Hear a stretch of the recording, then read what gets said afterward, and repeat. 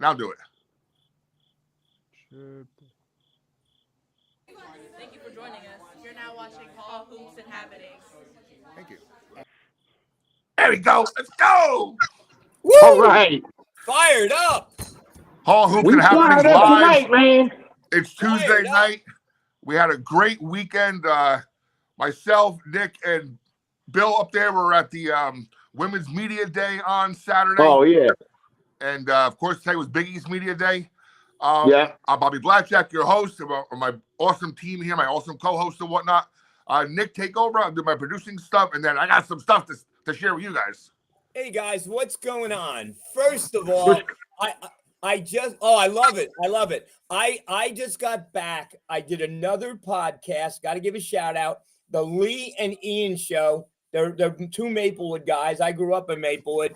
It was basically a political podcast, but we did talk some Seton Hall basketball. We talked Mark Bryant.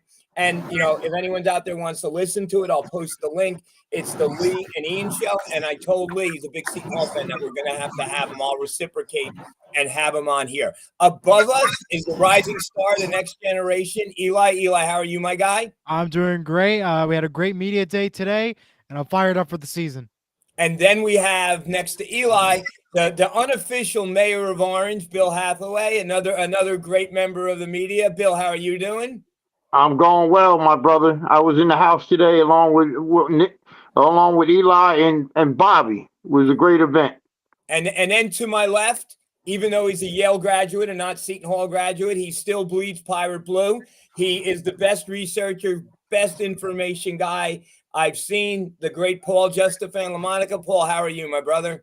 I'm doing great tonight. Looking forward to the show. Thank you. And then all the way from you in Biloxi or Madison, Mississippi? No, I'm in Jackson. So from Jackson State. Jackson State's where I'm going to be doing some of my job.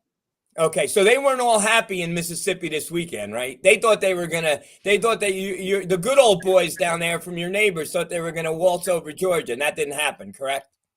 No, it's and it's been kind of an interesting season in the SEC thus far. I think people are not used to seeing Georgia look a little bit vulnerable. So they weren't vulnerable on Saturday, Eli. No. So anyway, my buddy I'm sorry, I'm getting names. My buddy Luigi, Ryan Scoops. You have so many names that one of your names might be Eli. But anyway, you said Eli. I'm like, who's this guy talking about? I couldn't. I know Luigi. And Bill and I were talking this. Just keep your dog quiet. That's all we ask of you. No, just keep that dog quiet. Thank you. Pringles, are you a dog now? Yeah, Pringles. Good name. Anyway, yeah, she's a cat. This, like Bobby alluded to, we were at a women's media day on Saturday, and before we got to interview the players, and that was the lead-in, and that was a great producing job by Eli, we saw a white and blue scrimmage, and we were able to get a scorecard, and we got some stats. And Bill, your thoughts on that scrimmage? Yeah, good evening, fellas. Thank you for having me on the show, Bobby, once again. So basically, the women's team broke up in two parts: a white team and a blue team. Okay, Jada Eads, she had 17 points. Well, he put Jada and Savannah on different teams, correct? Wait, Jada and yep, two different teams. Yep. Jada was on the white team and Savannah was on the blue team. And I have to tell you, whoever put teams together, the goal is to almost have a tie. And white beat blue 61-57. And blue had a 4-point lead. It was tied going into the fourth quarter. So anyway, Bill, go on. Yeah, so Jada Eads led with 17 points, 4 rebounds. She was 6 of 13. Zazari Bishop, she's a freshman. She has 15 points, 6 rebounds. Bill, she played, Bill, not to interrupt you, but she played 38 minutes. Yeah, exactly. Yep, that's exactly. And she shot 7 from 11 from the field. Yep, correct. Yep.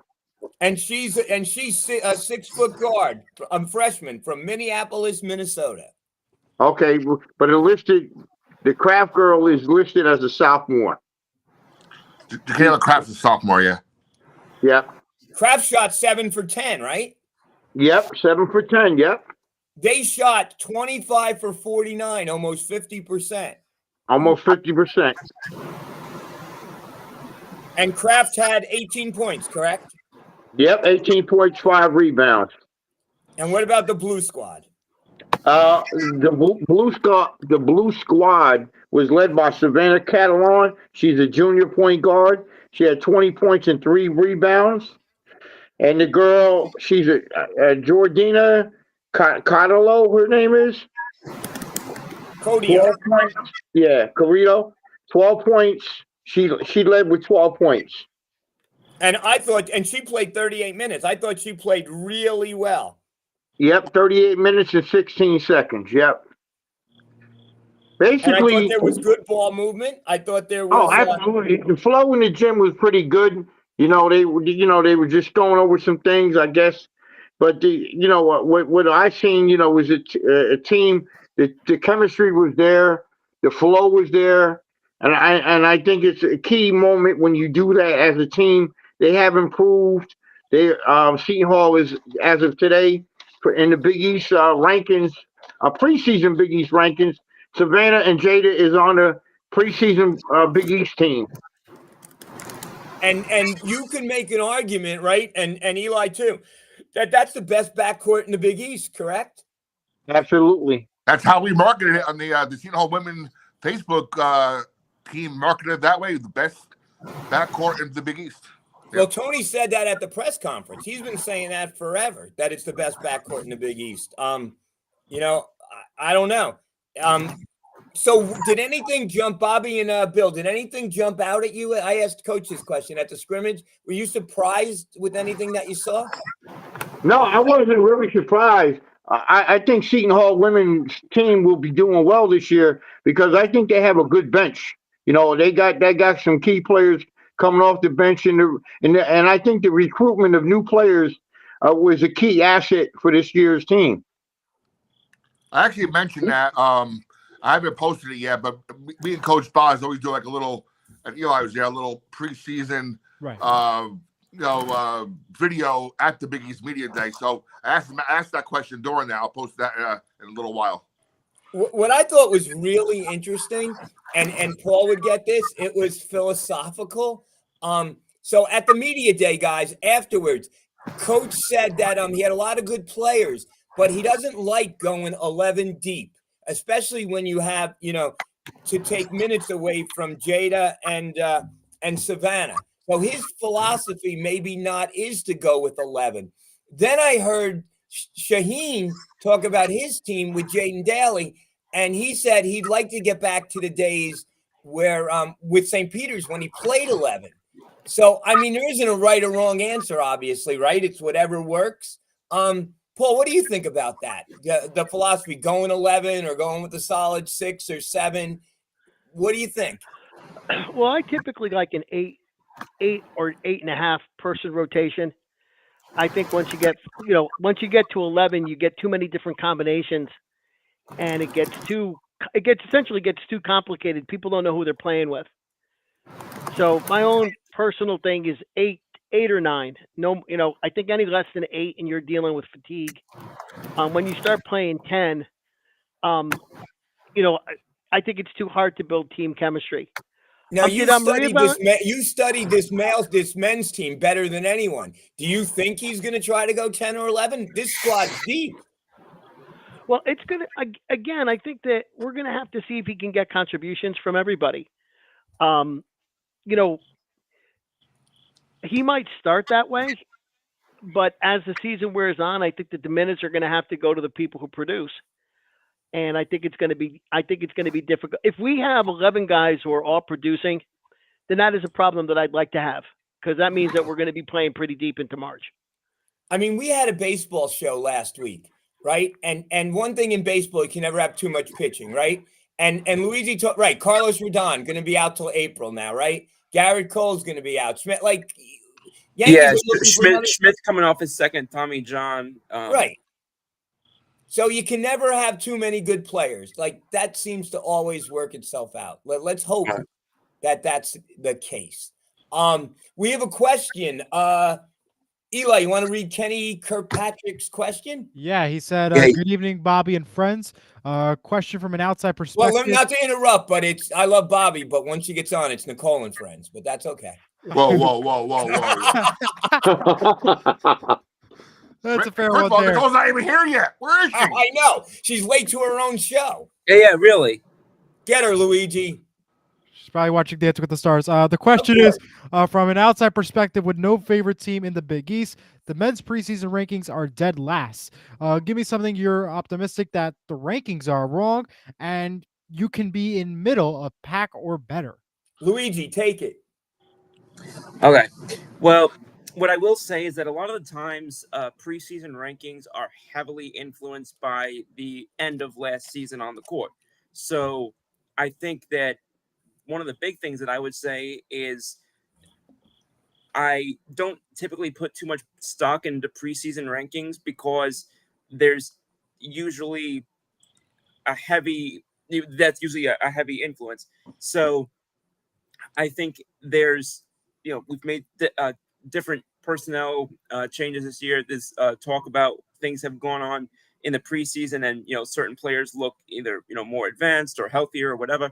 So I think with those elements coming together, it's reasonable to be at least optimistic that now, again, to say better than middle of the pack, I don't know if that's a level to which I'm comfortable going, but I do think that there is, I honestly think in general preseason rankings are flawed because teams, whether it's pro, college, high school, teams are typically so different than when you last saw them.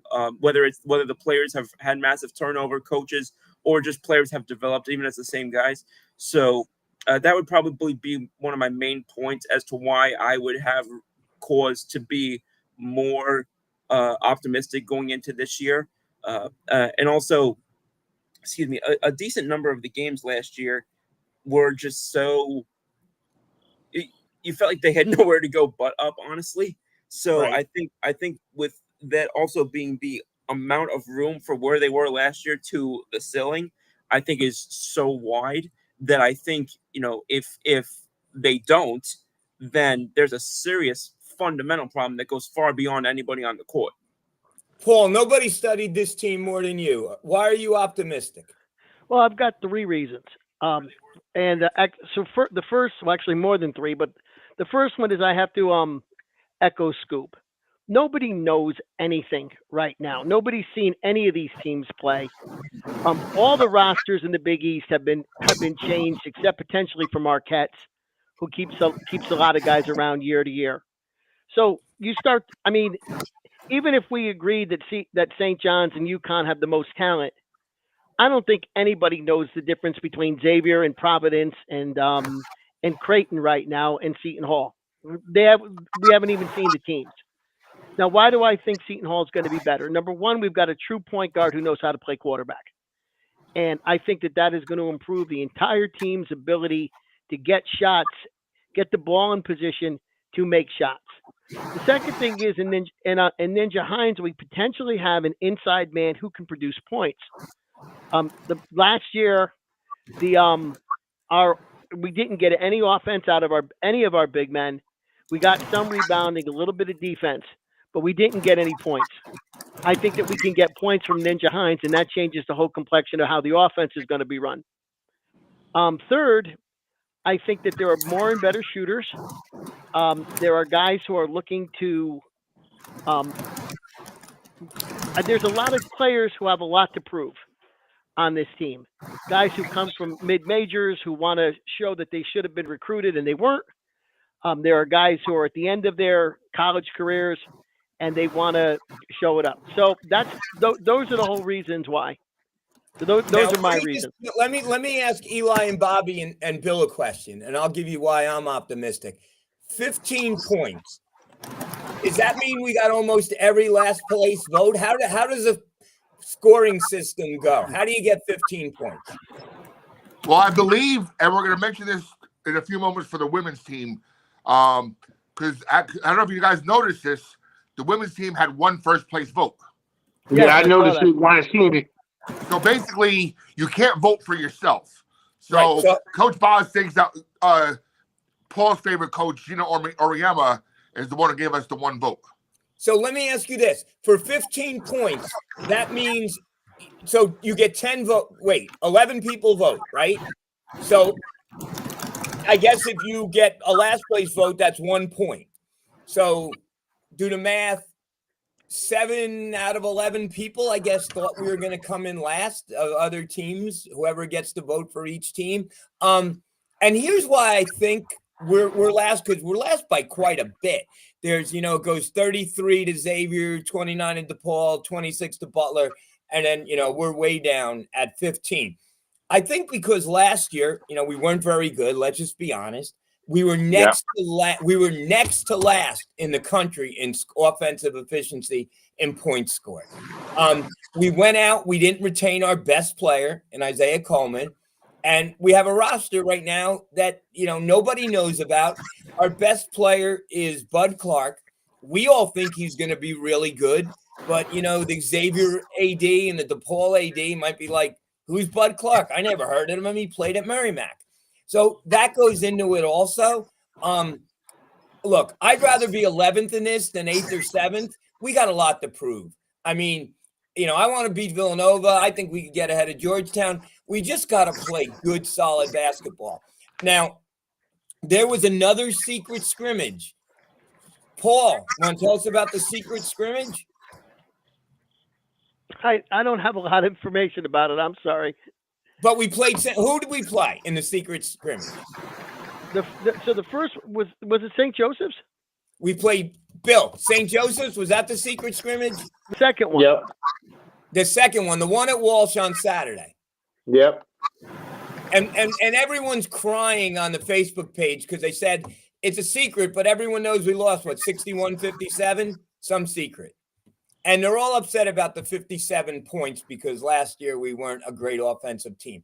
I would put no stock at all into the scrimmage. You don't know who played, who didn't play, what the coach was looking at. It's almost like watching a preseason NFL game. You don't know how much the starters went, who were the starters, what were they looking for. So I think everyone just needs to calm down a little bit. And Nicole has joined us. Nicole, how are you? Hey, look who came in finally. Slow clap for Nicole. Nicole and friends. What's up, Nicole? I'm just fun.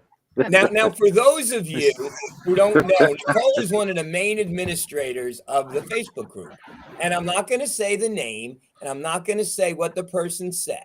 But I'm not going to say it, don't worry. But someone was very disrespectful to a former player on the Facebook page, and Nicole had to suspend them.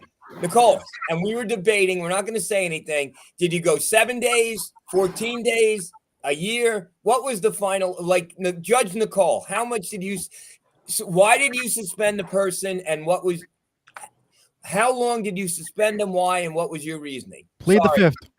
I plead the fifth. What? Good answer. Nicole, this isn't Hall on, no censorship. Nick, as much as I respect you and the rest of the group, my admin duties do not need to be aired out live on air. Right, but you had a decision to make. What? Okay, so what would something have to do for someone to be suspended for, let's say, 28 days?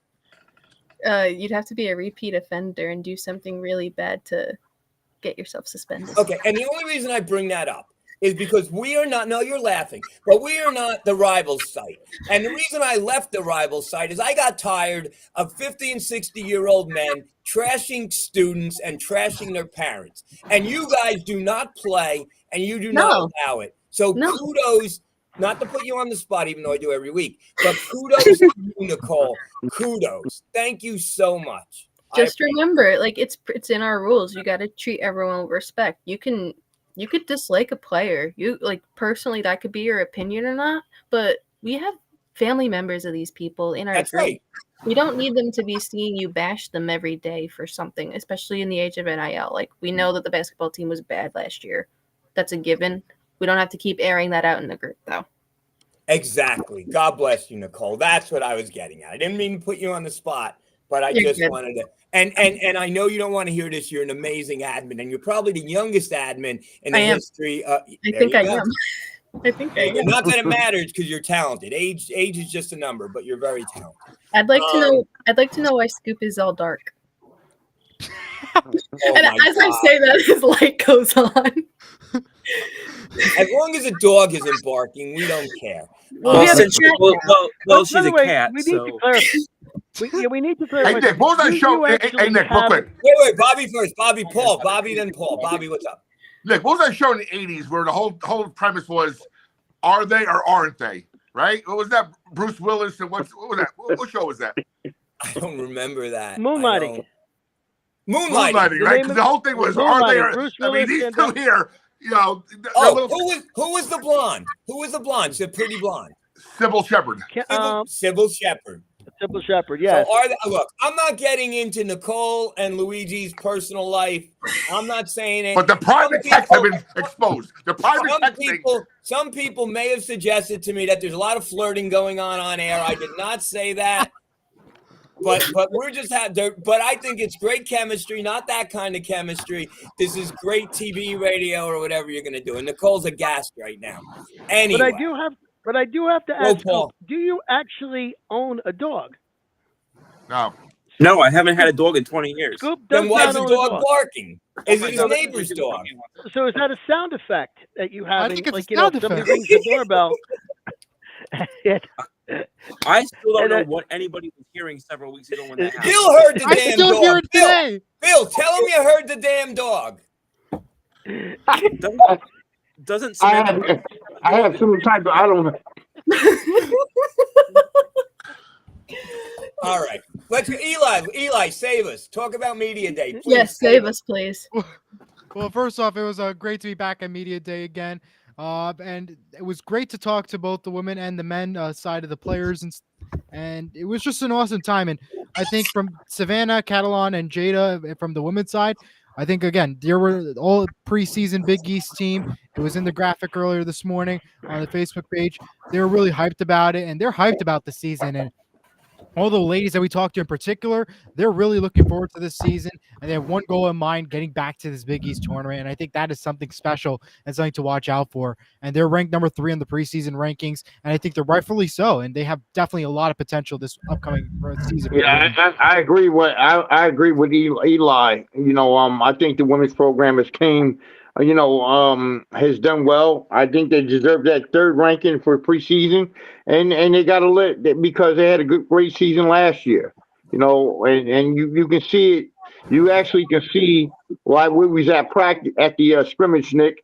They have a lot of chemistry. Team bonding is going on, and all types of good stuff. So we're looking forward for Seton Hall women's to have another good season. Eli, Now, who did he bring? Who did Coach bring to Media Day? Who did he bring? He brought for the women's side, he brought 5 players. Savannah was one of them. He had Jada, Messiah was there. Trying to go through the list. Savannah, Jada, Shaylin was there. And then one new girl, Jordana. The one new girl. Did he bring all the seniors? No. Messiah's the Jada senior. and Savannah are sophomores. Right. Was Shaylin there? Yeah, she was there. Oh, Shaylin was there. She was there. Yeah. Was Jada, Jordana Jordana Cordio was there. there? Savannah, Was Jordana Messiah. Cordio? Huh? Was Cordio there? Jordana Cordio. Yes, she was. So that's 3 seniors. That's 3 seniors, but they also had a junior Savannah Catalan, and they also had the sophomore Jada Aids. So he brought the all Big East. court, Yep. and he brought his 3 seniors. Yes. That could be the starting 5, by the way. Yeah, that's right. Did That Maria could be That's the Valenzuela starting play? 5, and I think Coach gave us a preview with that earlier, and you'll be posting that, I believe, later on in the preseason video. Now, did Maria Valenzuela play? Or is she At banged the up? scrimmage? Yeah, at the scrimmage. Maria Is she- Valenzuela she played 39 minutes, 29 seconds, shot 3 for 10 and 2 for 6 from the 3-point, beyond the 3-point arc, and had 8 points, 1 assist, turned the ball over once. She's a big man, and she's out hitting was 2 for 6 from the 3-point line. Well, they have her as a 6'2", 6'2" forward, so she was kind of a stretch, I guess. Okay.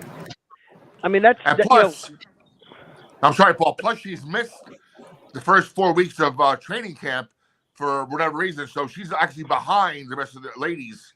and that's why I was asking, because I know that she had missed some time. That's the girl from Florida State, right? From via Mexico. Yes.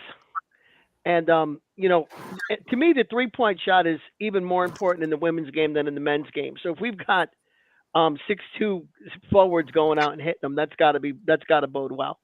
So the white team was 7 for 19 from threes, and the blue team took 28 threes and hit 8. So they were taking 3-point shots.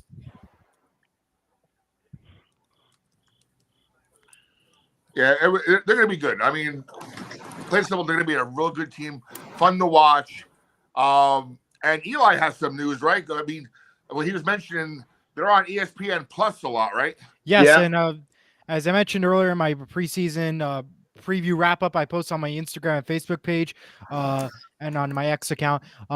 Their women's media rights packages have grown significantly. There's going to be a lot more games on TNT, FS1, and Peacock. And for the women's, there's a significant amount of home games that are going to be on ESPN Plus and Disney Plus, which is something that is really exciting. And again, that's the stuff that the Pirate Sports Network does. So these are all students that are taking part of it, and they'll be helping out with these broadcasts to make sure that every single Seton Hall women's home game that's on ESPN Plus will be delivered to the best quality and best performance ever. So I'm super excited to be a part of it, considering I'm a part of the PSN crew, and I'm glad that it's on ESPN Plus and Disney Plus because it gives opportunities to us students at Seton Hall too to cover this women's team.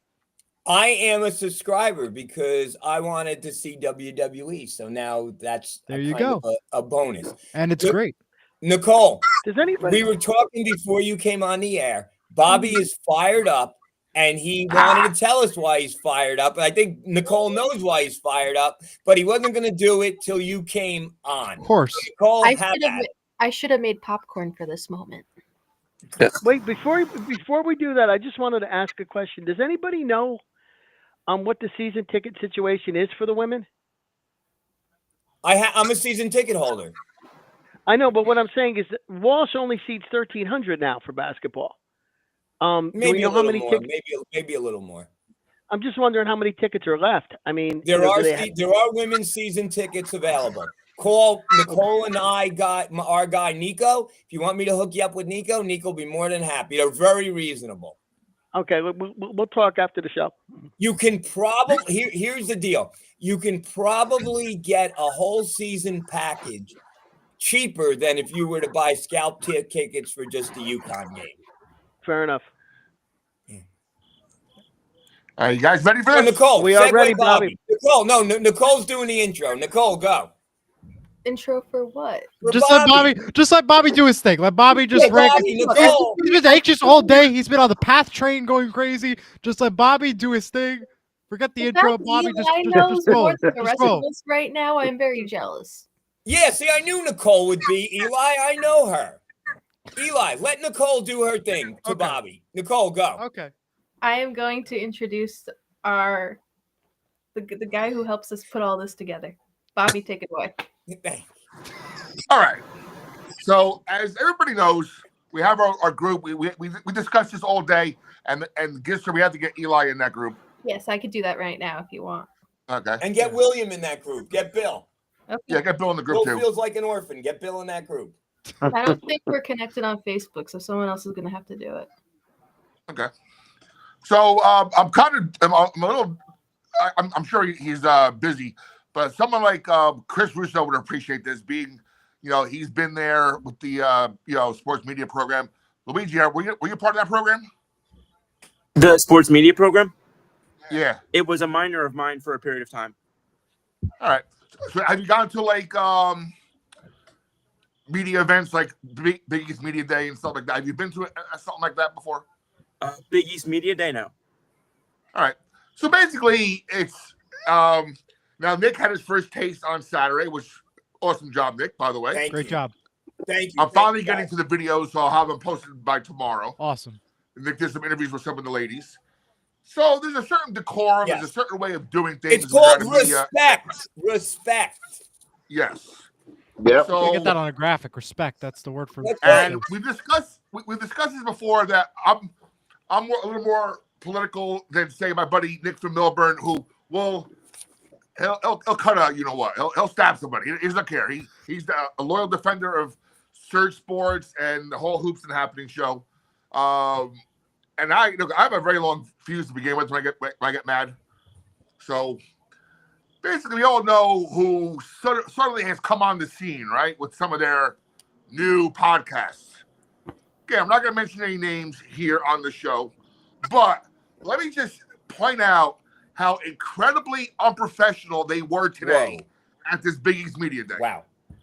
Now, we got Eli, who was with me, and we got Bill, who was there with Felicia, and right next to it, and witnessed the whole thing. Wait, Bobby, how many of them were there? There was 2 of them. Okay. The one that's friends with your son. Oh, the one that slept in my house. Ooh. Yes. He was a house guest, an overstayed house guest. Yes. And of course, our buddy we saw this past weekend. Wow. Basically, I think I'm watching a live version of Revenge of the Nerds, but that's beside the point. Anyway, so this is what really pissed me off. Now, I've been there before, and I've been, again, back in the day, this is I don't know how many years I've been doing this, but, sometimes you got to learn the rules, learn the settings, learn the floor, learn how to be a professional in doing these media things. And maybe in the beginning were uncouth, but you learn, right? You live and you learn. And I can't imagine these group this is their first rodeo. Like they've had to have done stuff like this before. So here we are. We're waiting for the Seton Hall men's players to come out to do their media thing, and of course they brought. First it was Eli. It was Eli, Elijah Fisher. Yep. Elijah, was, AJ, and Bud. And AJ first them 2. Then Bud came out 5-10 minutes later. Yes. Mm-hmm. Right. Yep. Coach Shaw never came out at all. So we didn't. I saw him doing the TV things and whatnot. So we He apparently came out when we were eating lunch. I saw the YouTube video. Oh, he did come out. Okay. He did come out. Apparently, So he came out a who little was- late. So who was like? usual, So who was like the contact? Sweeney. For Matt the Sweeney men? is the women's contact. Matt Ambrose is the men's contact. So Matt was the guy today running the show for Seton Hall. Yeah, but he's more taking Coach around to all the different TV outlets doing the interviews of For all the media coaches. He's not even So there. So the players were kind of on their own. Yes, Pretty much. pretty much. All right. So now they finally sit down, and guess who runs to the front of the line, right in front, and cuts everybody off to get right in the front? Our buddies. Really? Right? Both of them? Both of them. The one from the weekend was there primarily, then the other one came in afterwards. But here's my issue, and here's why I was so pissed off. And Bill saw me and laughed because he knew I was ready to take the. Wait, like Bill, they cut you off too, Bill? Yeah. They kind of cut me off too. So But what I pissed didn't me take off no- the most. I didn't And take no happened more than mind to that. What pissed me off the most, and Bill saw this, was that they're not just asking. Normally, you walk in, right? You get in front, you get your camera ready, your microphones and whatnot, and you ask a couple questions for wherever your media throng is, wherever you're doing this for, whether it's yourself or you're running for somebody. You do your thing, you move on. Right. Exactly. This effing guy is asking every effing question in the world. What's your favorite Dorito? Cool Ranch or Nacho Cheese? Come on. Who's your favorite Pokemon? Okay, I'm exaggerating here, but this is what it was like. Who's your favorite color in the aquamarine realm? Who's your favorite Batman of all the Batman movies? He's asking all these questions while all of us are waiting to get in to do our thing. Like, move the hell on. Step And away. Bobby, how many were there? Like, it was just not Seton Hall people, right? It was It everyone. wasn't as many as the past couple of years. I'll admit that. I mean, I've been there where, again, I got there late myself because I had to come in from the mountains today. But it seemed emptier than usual. It didn't seem as busy. Yeah, it didn't seem, especially for No, Seton it didn't seem as busy. It didn't seem as busy as last year. You know what I mean?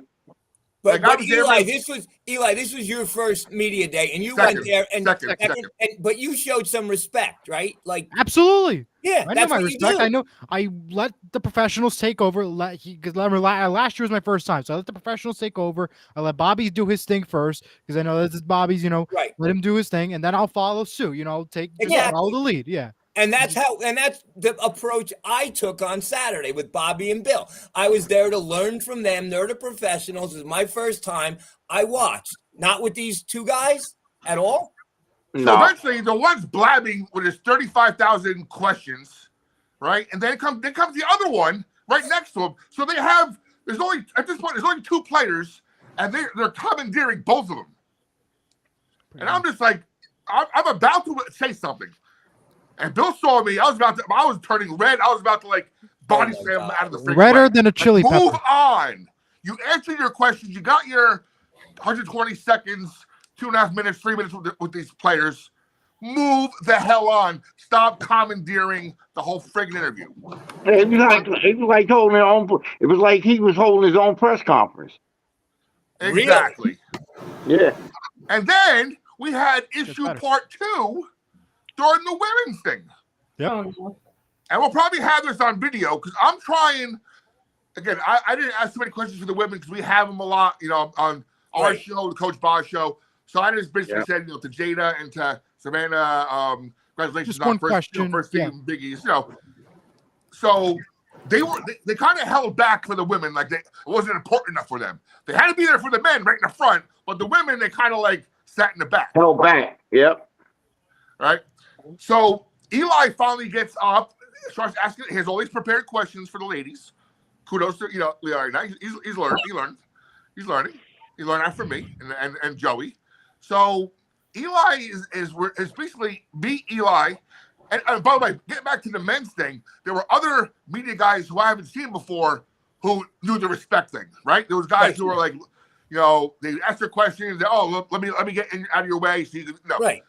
So they done the proper way. So getting back to issue number 2, Eli finally gets on the camera. His questions are ready.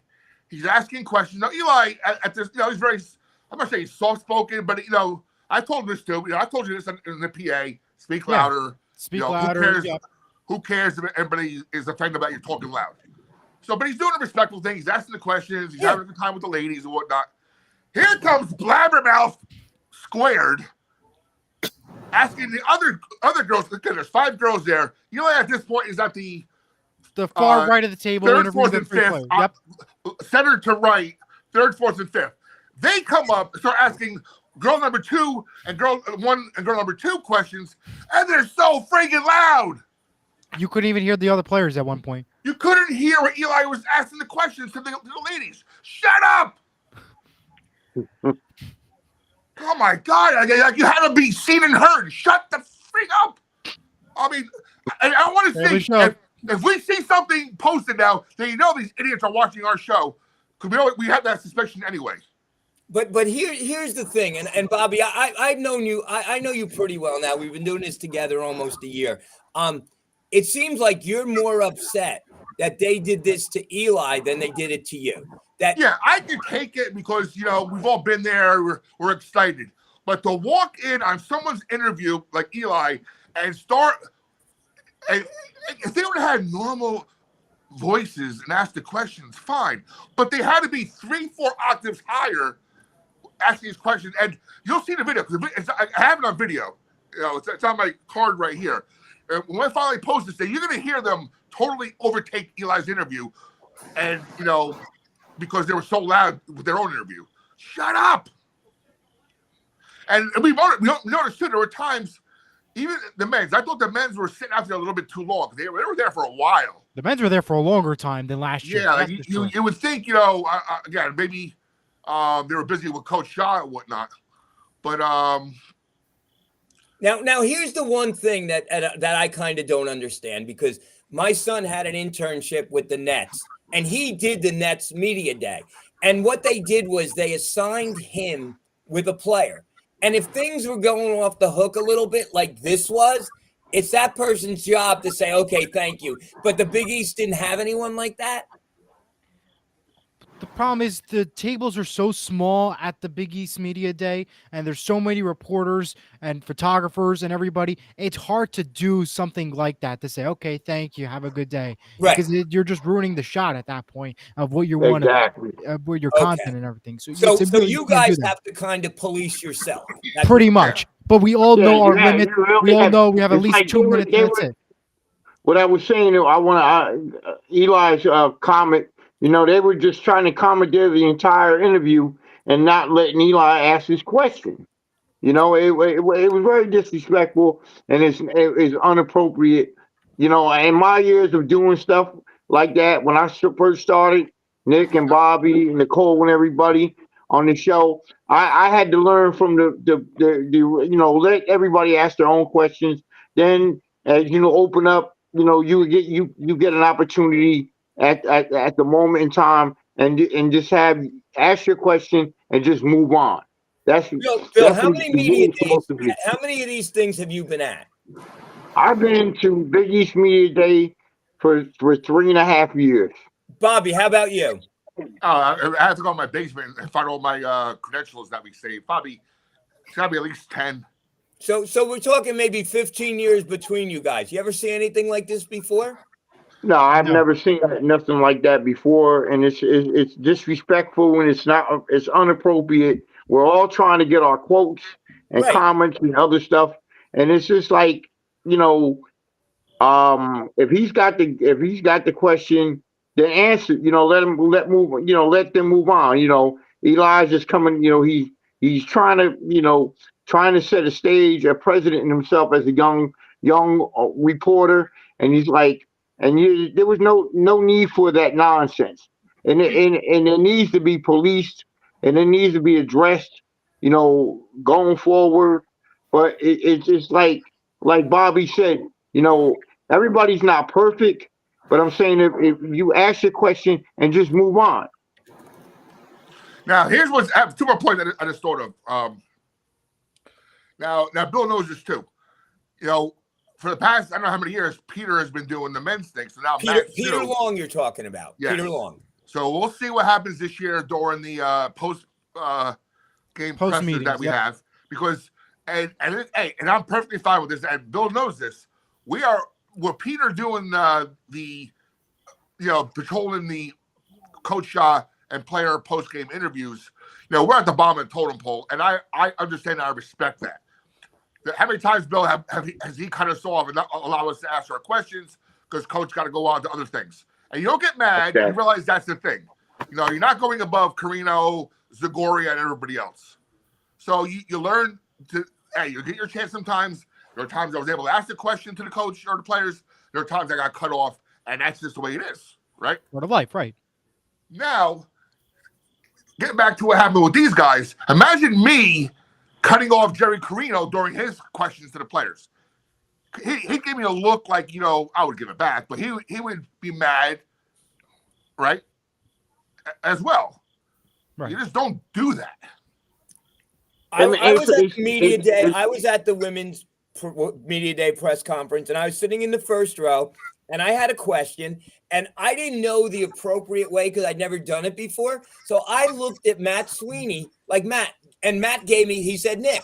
And I mean, that's just respect, right? That's what you do. I didn't want to step on anyone's toes. I didn't know what order we were going in, but it seems like these guys, the two of them from the Vibers, whatever they are, decided to just hijack the media thing, right? Especially the men's. Again, they're a little more, aside from that thing with Eli at the end, and I mentioned this to Bill and Eli. They were, like I said, the men's were out there for a long time. Towards the end, they were kind of sitting there like, waiting for somebody to pull them off the stage. That's when you go and do a long interview because you're not bothering anybody else. And they're kind of sitting there. No one's really talking to them at this point. Now's your chance. Asking 35 million questions about Doritos. I'm exaggerating. About weird stuff. That's when you ask it. When it's appropriate and there's nobody else you're interfering with. But right in the beginning, when everybody's trying to get their stuff in, come on, get out. So there wasn't really good vibes. It wasn't really good vibes at all. No. Nicole, what do you think about it? You know Bobby longer than I do. You ever see him this mad? No, But I Yes. want to add on to Bobby's comment about allegedly what was being asked. The Setonian was there. They were asking pretty much those same questions, but that makes sense because they're students. They're not having people there that are representing sports in general. They just want to get a feel for how these athletes are as students, like their student body, like, what their favorite stuff is. That makes sense. But if you're a credentialed media outlet representing college sports in this aspect, we should be hearing those types of questions from you. But I don't think Bobby was so upset with the questions. No, because I I'm know, sure I the know that. I'm Setonian- just saying I think it's funny that he said that those were some of the Yeah. questions asked because I heard the Setonian was asking the exact same thing. But Yeah, they were asking some weird questions, but like you said, the Setonian, I'm sure she showed respect, right? Yeah. Yeah, that's I think that's what Bobby's upset about. It's less about Paul, what the do you type think? of questions and more about. I said it's less about the type of questions, more about simply monopolizing the time that's available The time. when there's multiple Yeah. media people there that are trying to get information. And the X number of people there, only a certain amount of time.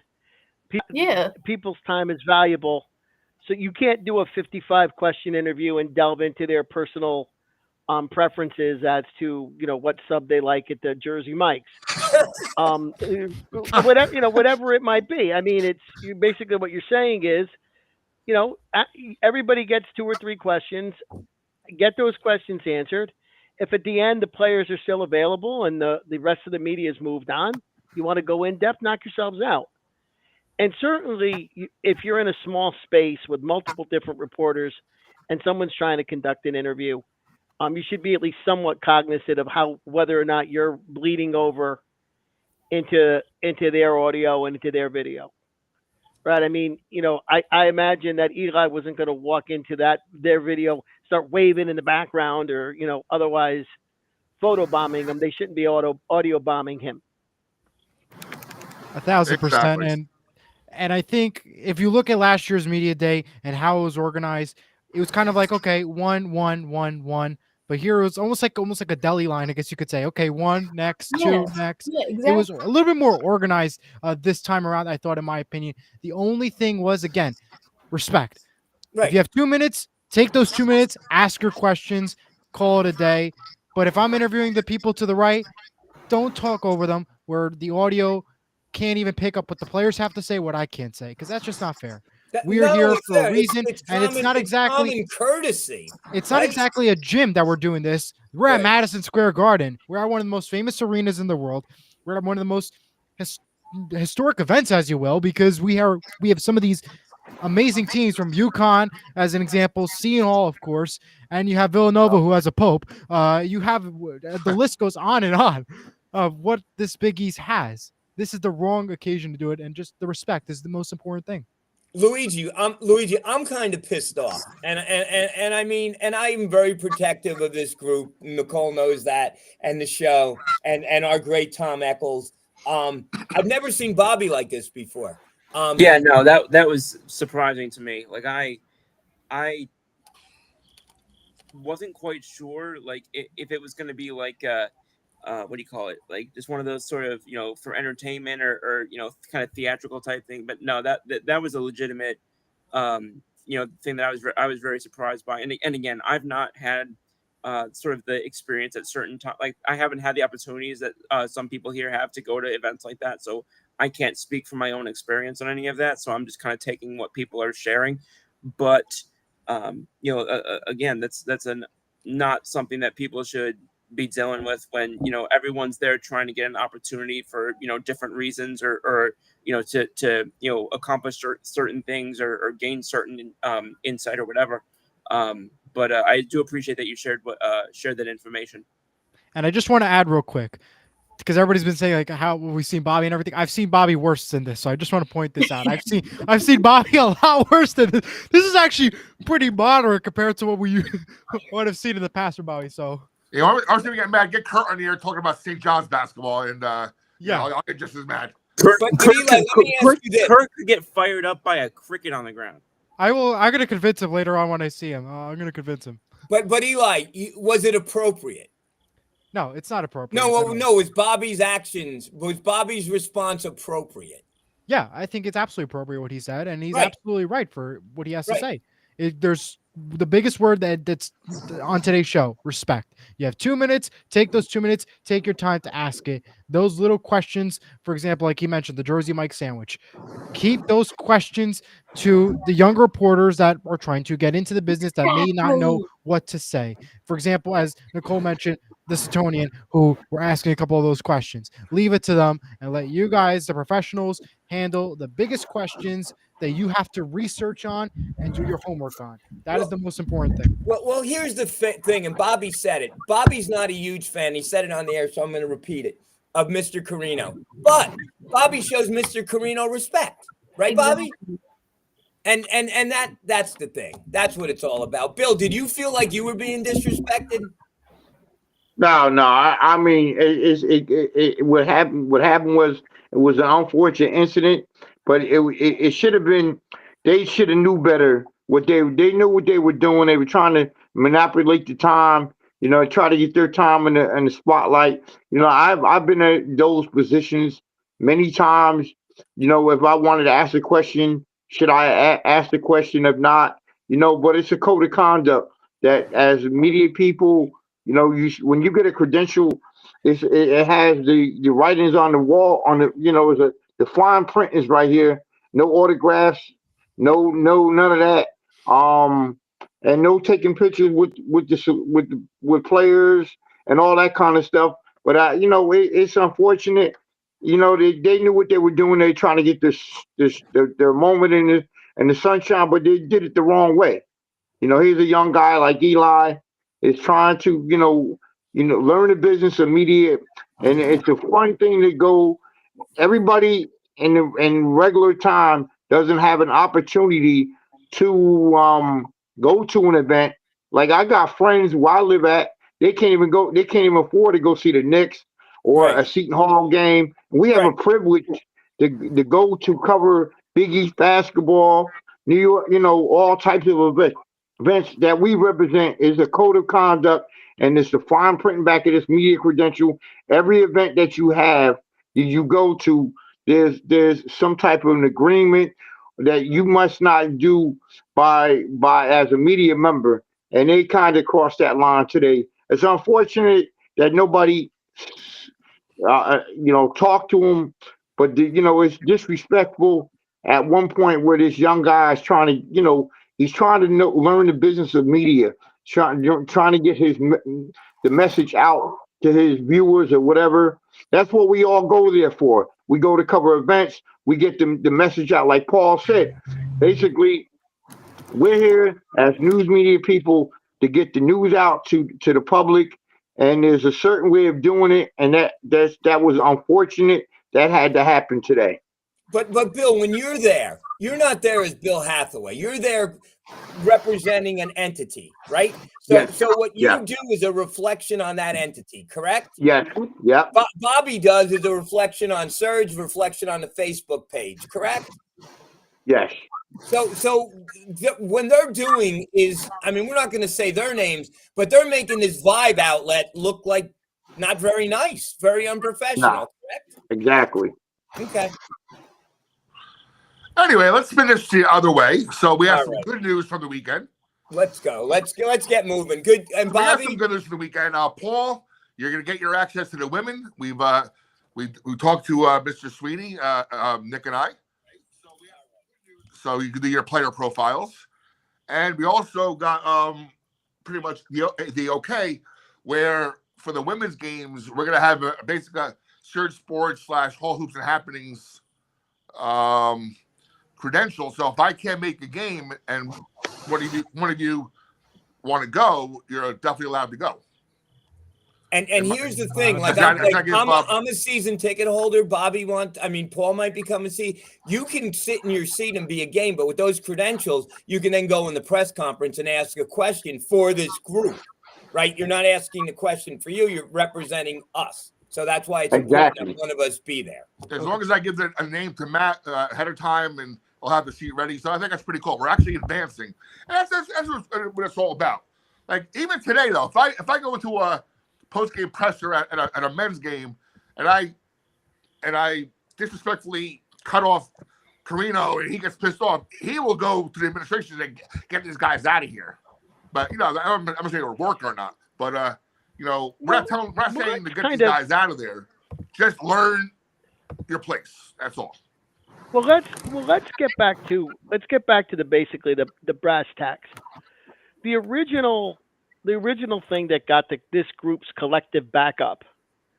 Okay, in the very first broadcast, the very first podcast that I saw, these folks I had never seen before introduced themselves as the place for Seton Hall basketball. I think that's like one of the first things that was said on the first podcast that was dropped by these guys on their show. Okay, how did you get to be the place? You just announced that you're the place, and it sounded like it was the same sense of entitlement that was being displayed at Big East Media Day. So that's my take on it. But thank you. And by the way, Bobby, I very well may ask the ladies what their favorite Jersey Mike sub is, but I won't be doing it. I won't be doing it with 25 people lined up behind me trying to meet a deadline for a paid news organization. We had Savannah on here and we talked about restaurants, and I thought it was great. I thought it was appropriate. It was lighthearted, and she enjoyed it. Let me just follow in on Paul real quick before I go to Nicole. Paul, first of all, and Nicole knows this, they did some journalistic stuff to try to bait and switch and sensationalize and all this other stuff, which was inappropriate. They made an inappropriate reference. I'm not going to get into it, but all this stuff that Nicole and Tom had to just like say, whoa, and shut them down for a second. But what bothered me the most is they were, and I think Paul too, they were hawking a Bud Clark shirt. Is that right? Yes. And Bud Clark wasn't getting money for. That bothered me. I'm sorry. That is disrespectful to the player. Well, yes. It's also stupid. We did how many shows about NIL? Yeah. Right? All we talked about all summer was NIL. And then you make a T-shirt with somebody's name on it and they're not sliced in for it? Like, like how do you not know that? All right. I think we did enough. Bobby, get us back on track. Yeah, one thing I want to say is this is heading towards that scene in Anchorman where all the news outlets kind of had the scrum, and I think both of them had a part of that. So I got my sword. 13 days until they throw the ball up in the Prue Center. Yep.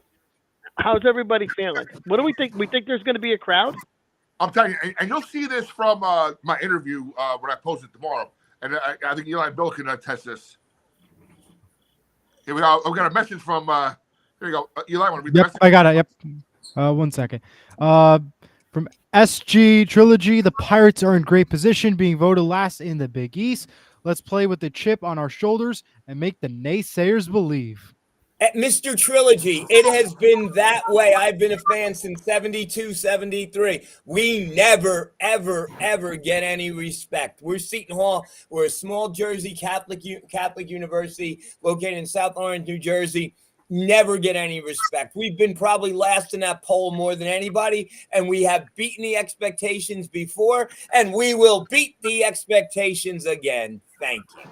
Say it again. Absolutely. I was saying real quick was you'll see this in when I post the interview, and I don't want to use the word vibe anymore because that kind of has a connotation. Next, yep. But Bud Clark has an aura about him that's going to make him a star. And that's what I wanted to get to now. Bud Guys, Clark tell me, has that charisma. He has that. Bill, Eli, Bobby, what impressions of Bud Clark? Let's start with him. Bill, I thought he was very professional.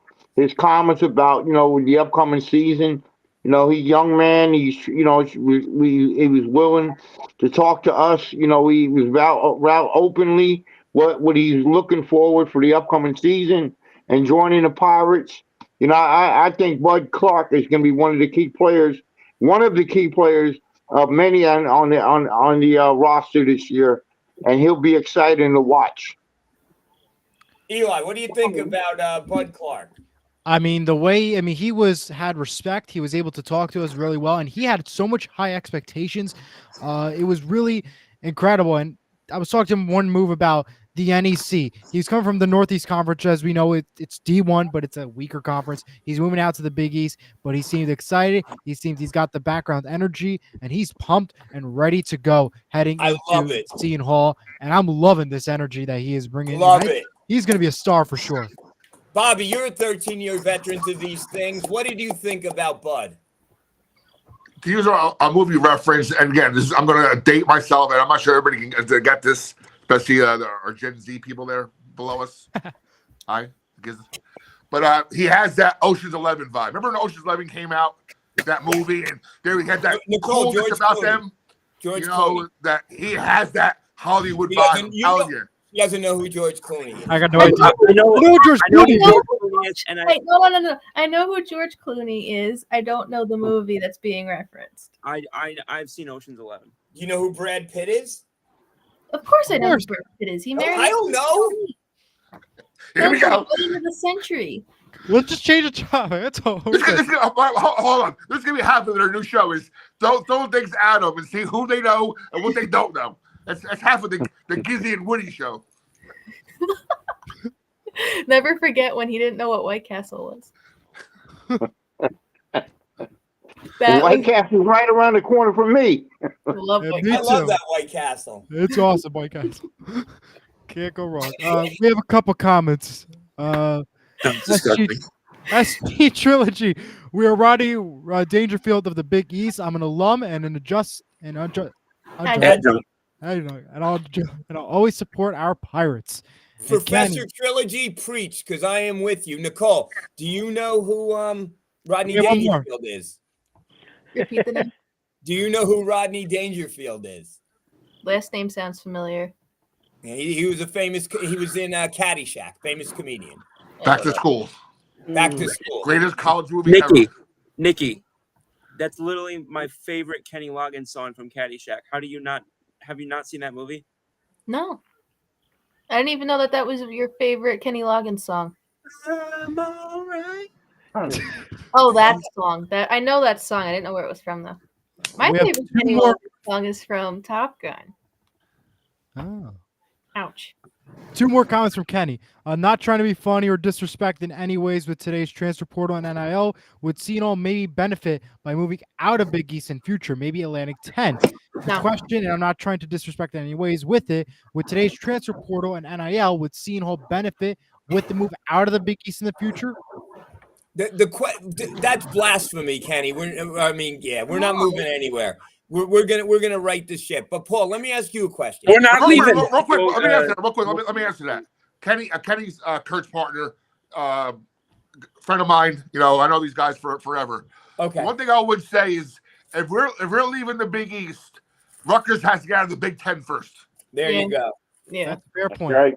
But Paul, when you looked at that top 11 list, and Paul, you're always thinking, you're like me, was there a correlation between that list and your NIL budget? Oh, absolutely. I mean, you've got St. John's, which has probably the most money in the league.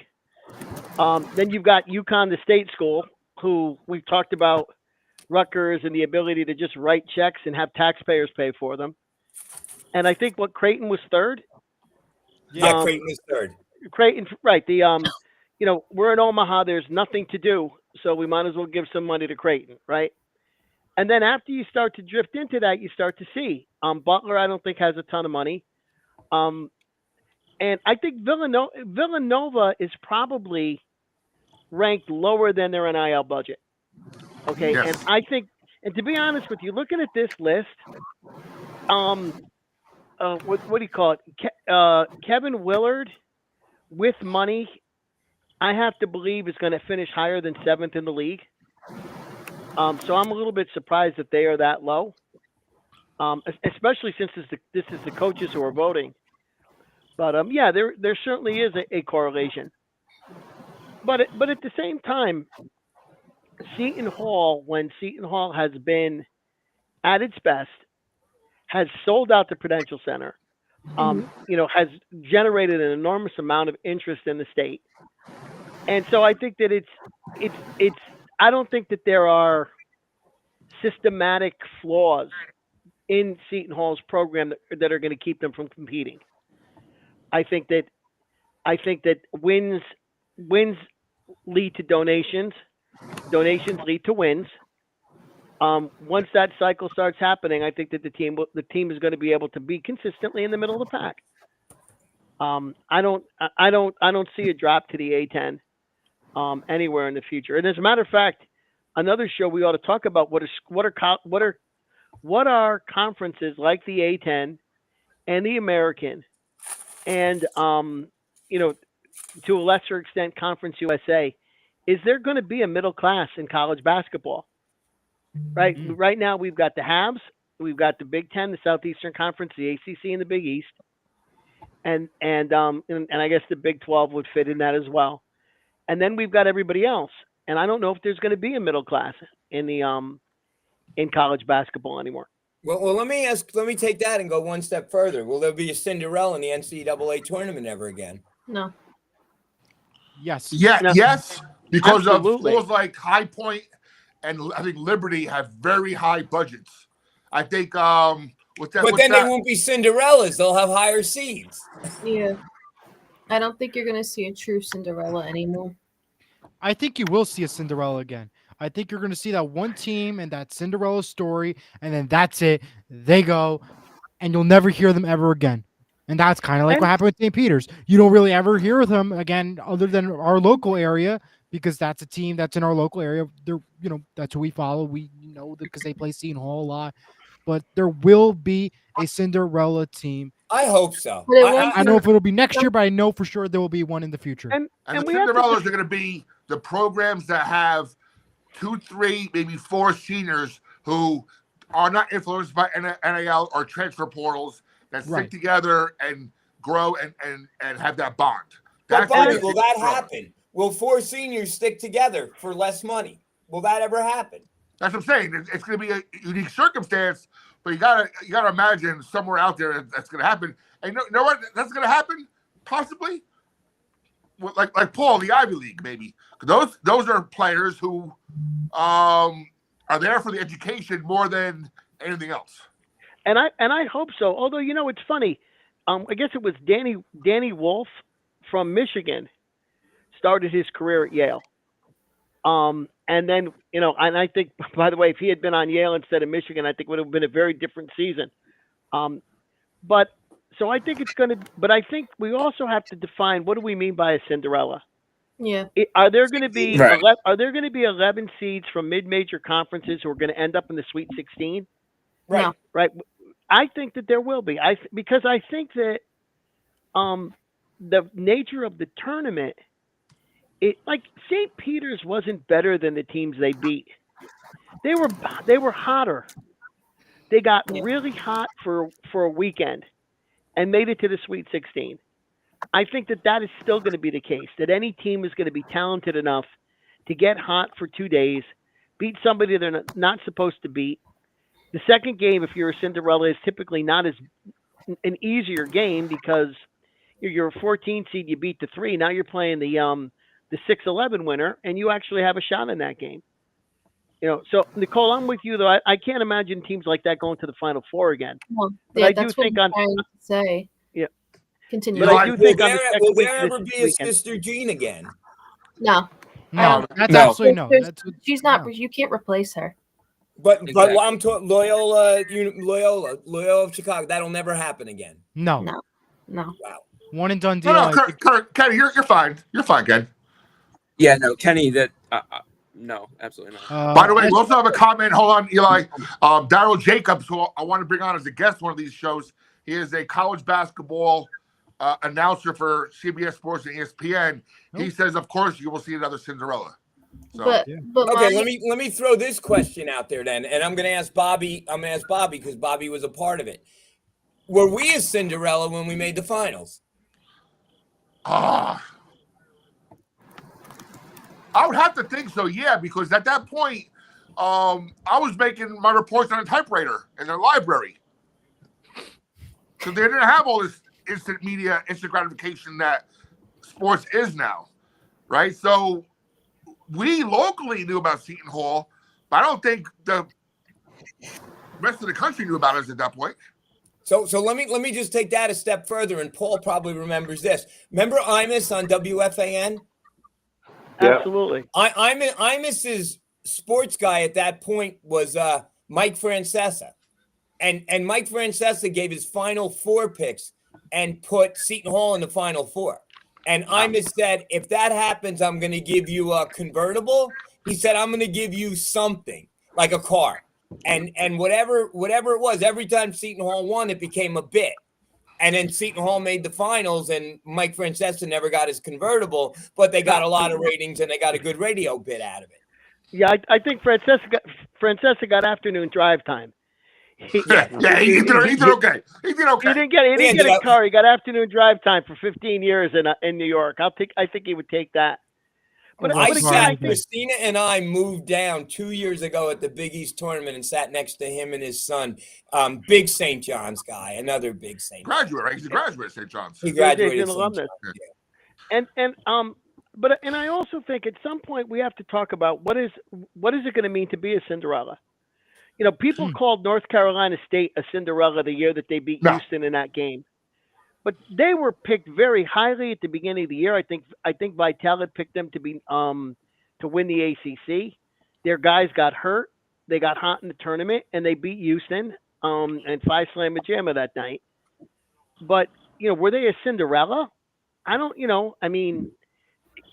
To me, if we're gonna define it, a Cinderella needs to be a mid-major. If you're in a Power 4 conference, you can't be a Cinderella, or a Power 5 conference. You can't be a Cinderella, even if you're in the tournament, because even if you finish 8th in your league and you're only in the NCAA tournament because you won your conference tournament. You've still been playing these teams all year long. I think the Merrimacs and the Weber States and the Northern Arizonas of the world are the teams that we want to see get to a Sweet 16. Eli, pull up Kenny's comment because he has a good. Pull up trilogies before that too. Now Kenny's right. That's what I was talking about. Those schools like that are going to be the ones that they're going to attract the 3rd, 4-year seniors, players that are going to stick around. I wouldn't call St. Mary's a Cinderella though. They get into the tournament a lot. I would agree with that one. Yeah, I would not call St. Mary. I would not call St. Mary's a Cinderella. If you want a true Cinderella, it's a school that no one has heard of in a small town in Jersey City where, no disrespect, because my parents went there and I actually did a course at St. Peter's. St. Peter's is a true Cinderella.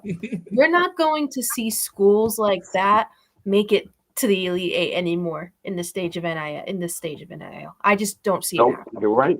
I agree with Nicole. It's not going to happen. The true Cinderellas have died with NIL. By the way, Nick, what she's trying to tell us, Nick, is that she has a degree from St. Peter's as well. That's 4 degrees. I have 4 degrees. No, I don't have a degree from there. I just did 2 college courses there while I was in high school. We were talking about you on Saturday, Nicole. I'm saying, they're going to put a building on that girl's name sometime. 3 degrees in 4 years. Pretty amazing. Well, by the way, Nicole, I think that when Maryland, Baltimore County, I think that was the first 16 seed to beat a 1. They beat Virginia. It wasn't all that long ago. They got a run. They did on their merch, and the problem was they didn't have any merch. Wow. Who buys a UMBC basketball T-shirt? They don't have any. So all of a sudden, their bookstore is getting all these phone calls for T-shirts and stuff like that, and they're like, that's a they Cinderella. had to print it up. Yeah, that's a Cinderella. That's a Cinderella. And you know what? And Paul, to that effect, I have a T-shirt. I'm like, I haven't worn it yet. Florida Gulf Coast. Remember they had that big run a couple years ago? Yeah, they were Cinderella. I was down there. I bought a T-shirt. Yeah, of course. Yeah, we went to we had tickets to the first and second rounds at College Park, Maryland, a long time ago, and number 2 Syracuse was playing number 15 Richmond. And the whole place was filled with people from Syracuse. Wow. And I, as a joke, said, you better get those Richmond T-shirts now because when they beat Syracuse, you're not going to be able to buy one. And I thought those people were going to choke me. 3 hours later, I wish I had bought one because in Richmond, that was Dick Tarrant was the coach at Yeah. in Richmond at the time, and Boeheim had one of those games where he did everything humanly possible to lose. That's crazy. Yeah. He left guys in. They got their fourth foul. He took the press off when it was working. He had a Boehemian type game. And then I got to walk out with my Richmond T-shirt, and people are going to kill me. Two questions on Cinderella. Who benefits the most from being a Cinderella? What person? The head coach. The players. The head coach. And how many Cinderella coaches have stayed, if None. any? Oh, none of them. None. Right. Holloway went to Seton Hall right after the Peters run. Who? Right. Um, And who in the Big Fairleigh East now? Dickinson. Fairleigh Dickinson. Didn't their head coach get picked up by someone after their? Yeah. There you, yes, Purdue? that's right.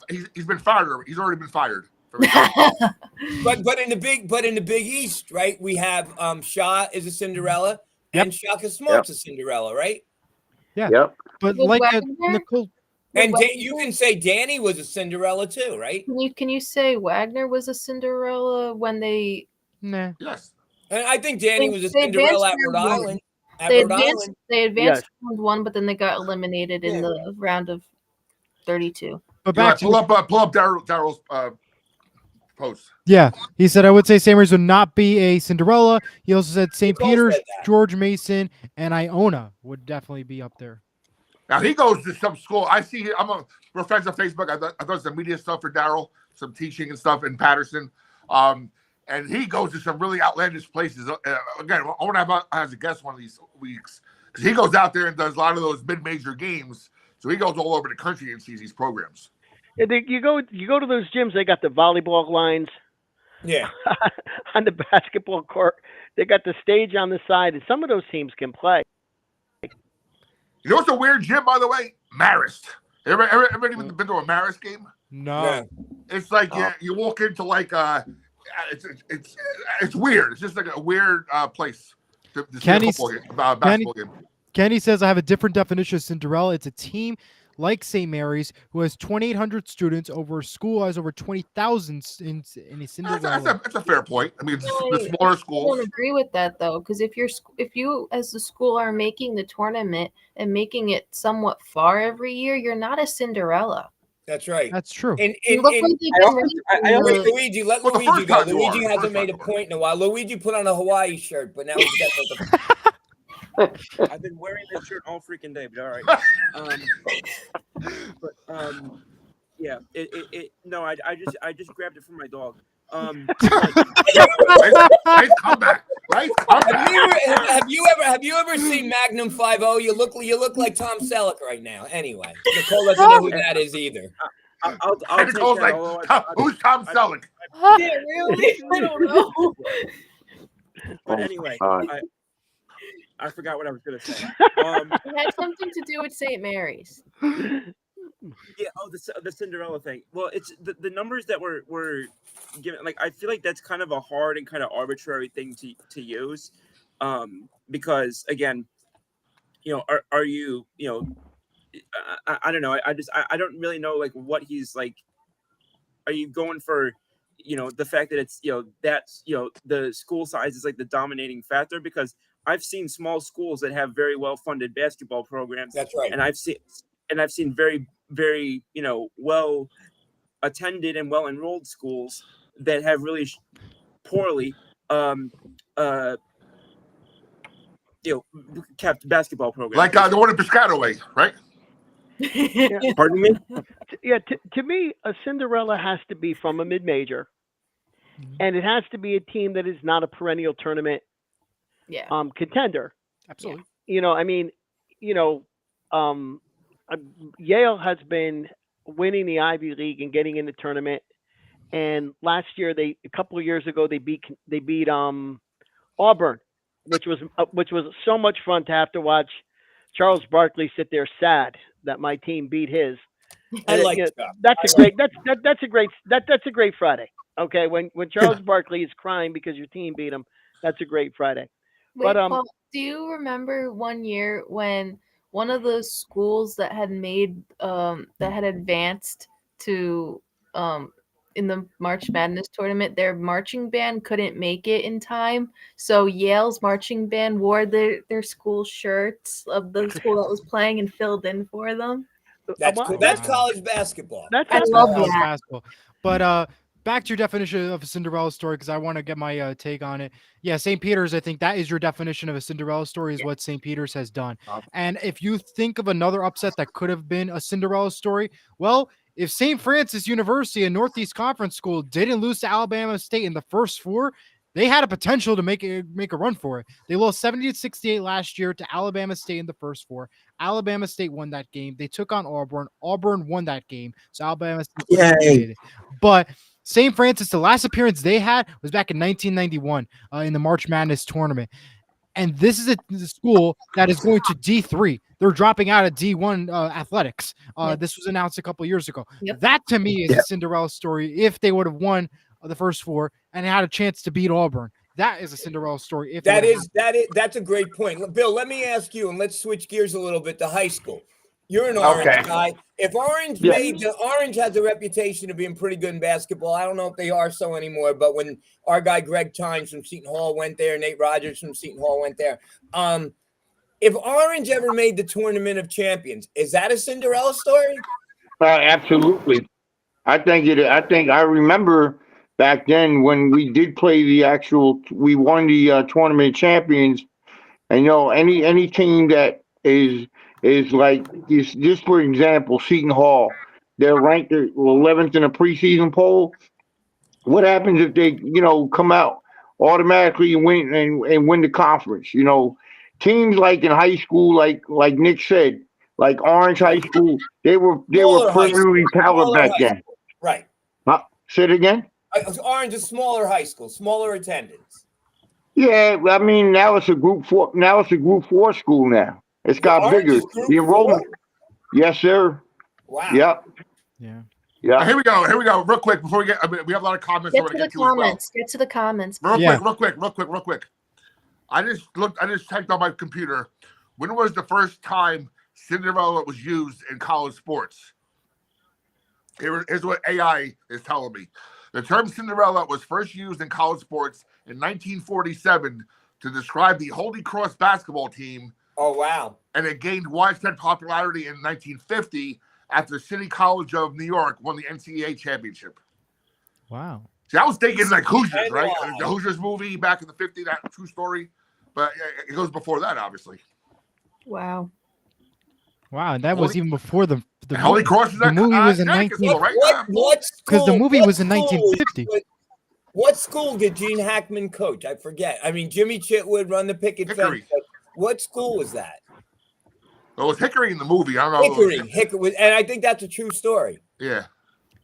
Kenny asks, would Seton Hall be a Cinderella if they make the tournament? Yeah, back in '88 when no one knew about us. Yeah, I would know what?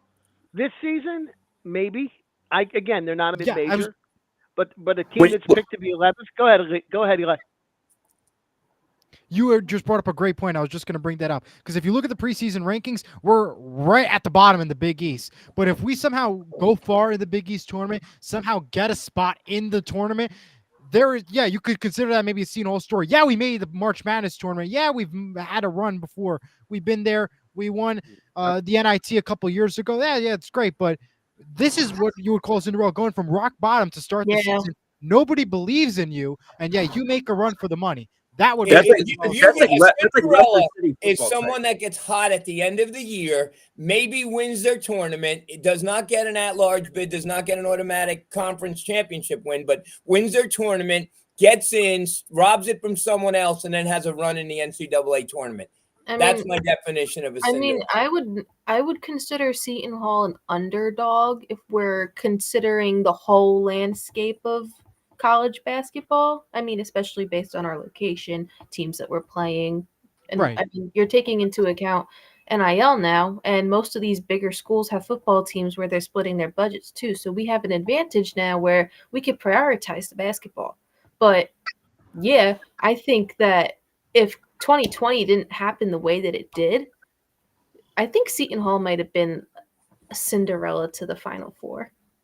That's fair. But that wouldn't Now, have I'm been gonna say Cinderella. something. Yeah. 2020 wouldn't have been Cinderella. We No. were ranked No? in the top 10 that year. Paul, No, go ahead. No? But no, we I were a hate, top I 10 hate ranked Cinderella. team. Yeah, Yep. but if you're taking if you consider no, listen. If you take the Big East and compare it to every other conference, the Big East doesn't get the notoriety that the rest of the conferences do. Nicole, UConn, Villanova have won the tournament 4 times in the last 10 years. That's notoriety. I'm saying before. Sorry. That. I'm saying before that. No, Saying but that's in the 20. Before that, Georgetown and St. John's were winning the tournament. Villanova won Nicole, Big East is known for college basketball. Yeah, that's we've all they're got known for. plenty of They're not notoriety. known for anything else. But but she makes a great point, that though. doesn't matter in situations like this, though. No, but I'm saying no one knows Seton Hall compared to all these other state schools. Nicole, we were a top 10 team that year. Plenty of people knew us. I hear crickets. That's the perfect time. Yeah, that's my garage door open. That's great. No, Remember, Better than hearing Luigi's damn dog. you're, but you're anyway. talking to Well, at someone any rate, who only started following Seton Hall that year. but Paul, go Wait, ahead Paul, before the Paul. other comments. Paul. Paul got it. Paul, yeah, I hate Eli's playing Cinderella. traffic cop. I Eli, absolutely let hate- Paul go. I absolutely hate Cinderellas. They're my least favorite part of March. Everybody loves them. I hate them. I wait all Why? year to Why? watch. Why? I wait all year to watch Oregon play North Carolina, and then I end up with Wagner against Texas A&M, and I got to go. You know, I go out shopping with my girlfriend because I can't handle it. Here's I- why you really hate them. Here's why you hate them, because they bust your bracket, and someone like your girlfriend and Nicole win the bracket. Well, that's why actually you that, hate that 'em. is a significant Yeah, that is because a all I picked significant part of was Cinderella. Right. part of it as When well. Nicole Gizzy or my daughter Jess wins a bracket pool, you know that brackets. Yeah, No based disrespect. Well, I love you. You're up based till on 1 o'clock in colleges the that- morning watching Cal, Santa Barbara, San Jose State. No one does that. No. But yeah, Well, I mean, you got Nicole filling out her bracket based on colleges where Taylor Swift has performed. oh my God. No, fill it out based. No, that's not right. I fill it out based on live mascots. It's like, oh, really? Live match. Pretty much do. dog mascots. I do. Let's be real, dog mascots. Yes, the bulldog mascots. There's a ton of them. A couple other comments I want to get to real quick. Trilogy says St. Mary's wins 25 games per season. They are far from I Cinderella. agree. You all are right from earlier comment. He also Kenny goes, if they how everyone's looking at Cinderella, then I'm going to say no, there will not be another Cinderella. My argument then is Norfolk State is not a Cinderella. They win over 20 games a year as well. But great show, everyone. Fun debate, I see. And he says, yes, I saw, predicted 13 out of 13. It started betting the underdogs, Paul. Norfolk State. If they had sports betting when Paul went to that game with Richmond versus Syracuse, Paul would have a convertible right now. Yeah. There you go. Paul would have Imus's convertible. He would have bet the live money line at that point and did pretty well for himself. Well, I'm going to tell you, I am notoriously bad at picking things. I never win when I pick. I don't even play a bracket anymore because I'm so far out of it. And people say, "Oh, you did all this research." Yeah, and then I pick all the wrong teams, and it basically goes to show you how much research is valuable because the other, again, my girlfriend ends up winning it based on 'Cause colleges we don't colleges that she knew people at when she was in college. we don't Right. research it. Oh, speaking about winning, Nicole, how do you do at the Borgata this weekend? Slots weren't No? doing too great. No, You look like you had a couple cocktails and stuff. I did. I What had the hell is a cocktail? Have you ever seen Beverly Hills Cop? Yes. Okay, watch Beverly Hills Cop and then tell me what a cocktail is. No, Nicole, do you know who Eddie Murphy is? I know what you're saying. I just thought that you. No. Okay, Oh. do you know who? You don't know who Eddie Murphy You know what Eddie Murphy is? I don't know Eddie Murphy. Would You don't know like a Eddie Murphy. cocktail? No. You don't know Eddie Murphy? No. My Oh, favorite. Have you ever seen SNL? Have you ever seen Wait. SNL? Wait. Is Nicole real or is this Luigi? Is this real or is this a gimmick? It's gotta be 100% true. It's real. Eli, real or a gimmick? Oh, this this is clearly real. I mean, Bill, where are you? Bill says I'm outside right now. Bill's outside. I'm right Go here. get some White Castle. You're Bill, in White Castle. You're hungry. This has to be a gimmick. I have thought this is shtick for a long time. Yeah, I think I it's a cannot gimmick. believe Hey, anybody is as Hey, culturally, Nick. pop culturally illiterate for anything prior than 2015 than Never Nicole watched. I exhibits never on these watched shows. it. So Will. Nicole is one of the Will. smartest human beings I have met ever. Kenny And- said you have a and TV. she doesn't know who Eddie Murphy. This is Will. insane. go ahead to Will. Will has something to say. Will who? I Bill. got to step out for the rest of the night, fellas. Bye, Bill. Thank you. All right, thank you. Hey, Bill, thanks for joining us. We'll talk. Thank you. Hey, Appreciate you're it. welcome. All right. Goodbye. Thank Bill's you. a gentleman. All right. Bye-bye. Kenny asks a question. Do you have a TV, Nicole? I'm Well, watching look at her Maple basement. He Leafs has get everything down there. obliterated. Now we have the viewers goofing on Nicole. Fine. Shrek? That's fine. Nick, what I was saying Of earlier. course is I that know what my- Shrek is. Wait, guys, let Luigi go. Luigi go. No, I was saying earlier. My favorite one was the second one because I'm a huge fan of Gilbert Gottfried. Yes. From Yes. Beverly Hills Cop. Yeah. Beverly Hills Cop 2. Yes, exactly. Did you like the reboot? I thought the reboot was really good. It was good, but I'm almost always going to prefer the pre-reboot, whatever you want The to call it. original. Yeah, but Beverly Hills Cop 2 of those movies was my favorite. But like for example, then you go to another movie like Weekend at Bernie's, the second one, ain't it for me. How could you have a second one if Bernie already died? That is a very good point. Donkey from Shrek, Eddie Murphy, is the voice. That's right. I mean, I know who Donkey is, but I don't really know the Oh, people come behind on. the animation. Come on. Nicole, if you want to have a good You laugh, have to you know gotta- who Eddie Murphy In is. my insane. defense, I don't think me as a kid cared about that. I cared about the characters. That is fair, but right now you should know who Eddie Murphy is. Come on. I mean, No. really. I mean, come is it going to change my life in any way? Not Yes, really. watch his stand-up. Yes. Watch his stand-ups from the 80s. It'll Oh, change your life.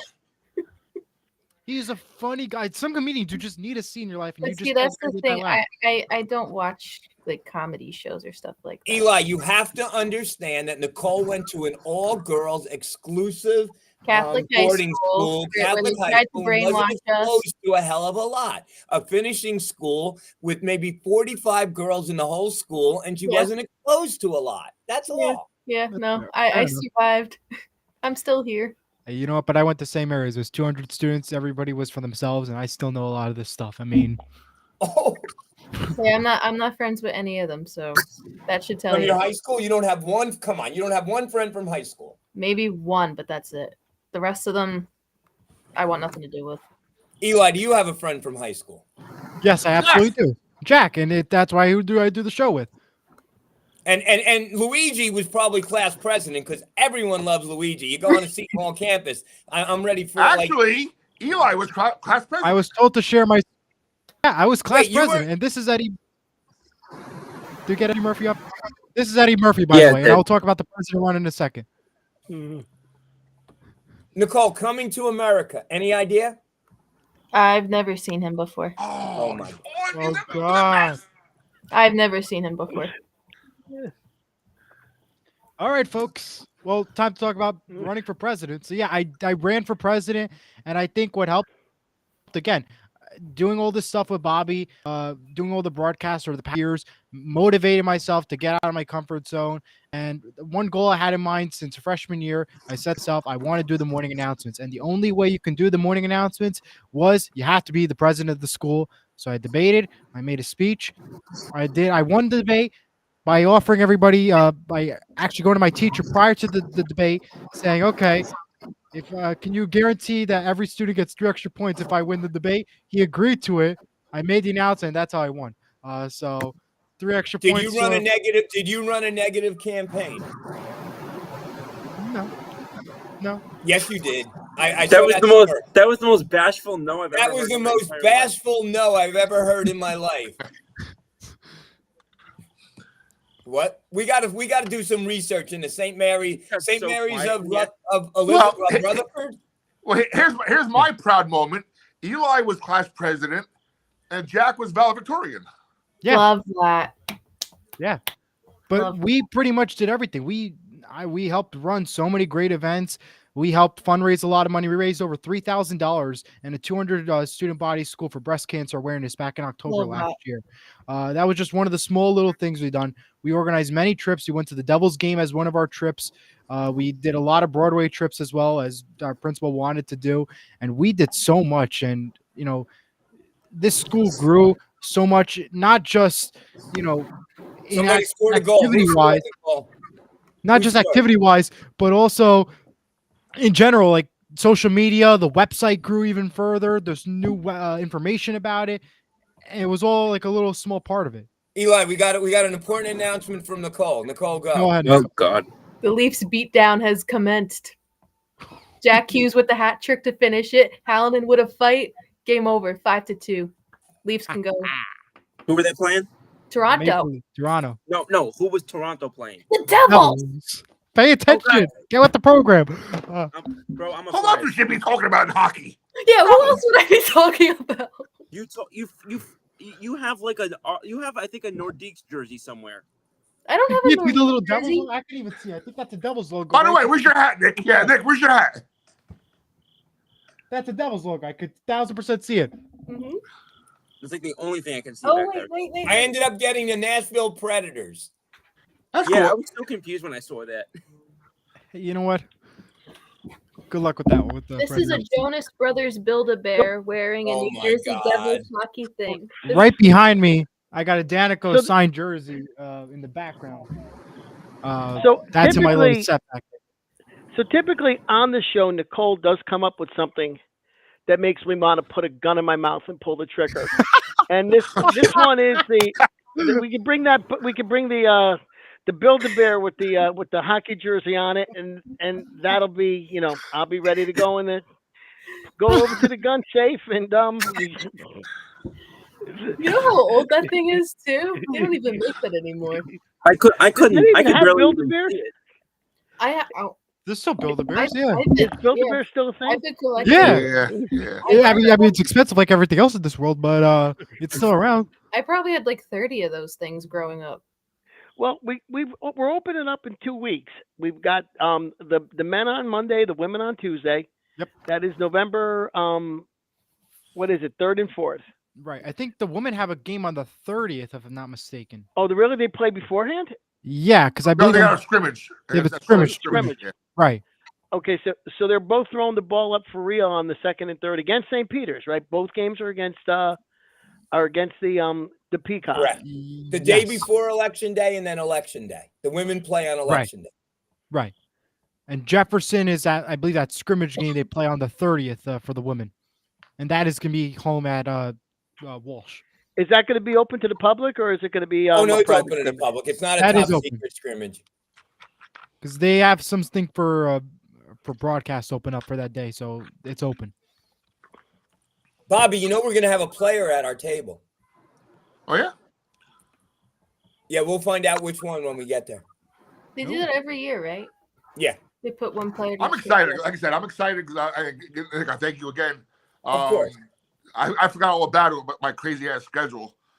Literally, the past 4 days, I've been up at 6 a.m. 3 of them to go drive 2 hours each way to go do some stuff. So, Hey, welcome to my world. Welcome to my world. I get up 6 in the morning every day. Eli, do not compare yourself to Bobby, please. I know. Come on. I'm just saying. And Well, no one had welcome your to the back morning like shift. Bobby did against those 2 clowns from the Vibe. Believe me. Just want to say. But also, thank you again, Bobby, for today for Big East Media Day. And once again. Come on, man. next year, we're going to have Nick join us. All right. I had so much fun on Saturday. I can only imagine. Was great. Nicole, you want to go to the beefsteak? You can't, right? I can't. I have a concert Friday night. It's Thursday Thursday night. night, but that's I okay. know, but I'm not going to be around. Oh my God. Is that the Cheap Trick concert? She needs to use that day to look up who Eddie Murphy is and to watch some Eddie Murphy videos. No, Nicole, let's be fair, Eli. Let's be fair. Nick, we were doing a broadcast together a few weeks ago. Ask you who Isaiah Whitehead is. Give us the answer. All righty then. Ooh. No, don't look it up. He's looking it up. Yeah, I can't look it up. He just Come on, I looked told it you up. about that. He just looked it up. Wait, who doesn't know who Isaiah Whitehead is? Eli. Eli is still learning his Seton Hall jargon. Okay, Eli, what was Isaiah Whitehead's number? 5, 4, 3, 2. Even I don't know that. 15. Yeah, I ain't gonna lie, I didn't know that. I either. would have never I got had that no either. idea, but yeah, no. All right. I can name the teams he played for, but not that. The crickets are so fitting right now. I It don't know really where is. it's coming from. Yeah, it's on my door. I have crickets all outside my Eli, door. who is Nicole's all-time Seton Hall favorite basketball player? She has said it on the air. I don't know. He oh my God. I'm sorry. I've only been on like Eli. 3 shows. Not even. I'm sorry. Oh my god. Eli, shows have been think on. about it. He was probably the most famous player in the last 10 years. Do you need a clue? Can I get by a vowel? I don't know. He's in the Philippines right now. That doesn't help. What in the world? Miles Powell. Miles Number Powell. All right. 13. All right. 1, 3. All right. Oh, that's what that was. I was so confused. All right. I thought you were putting up 4, and I was like, why are you using 2 hands? 1, 3. I get By it. the way, Eli, put up next comment about the Devils. Yes, 1 second. Nicole, I predicted Devils stars on my show 2 weeks ago. Yay. Good stuff, Kenny. 5-game win streak. Wait, Kenny. Eli, The thing is, put up Kenny's next comment. Okay. Stanley Cup. Oh, Kenny's a swear to Rangers, God, Kenny's a that's Rangers space. fan, right? And thanks again for having me on the show, William. Bill, you're Anytime, a regular, Bill. Bill. You're a regular. Come on. Yeah. By the way, it's big words from Kenny because Kurt's a Rangers fan. Well, that's what I was asking. I couldn't remember if Kenny was also a Rangers fan or not.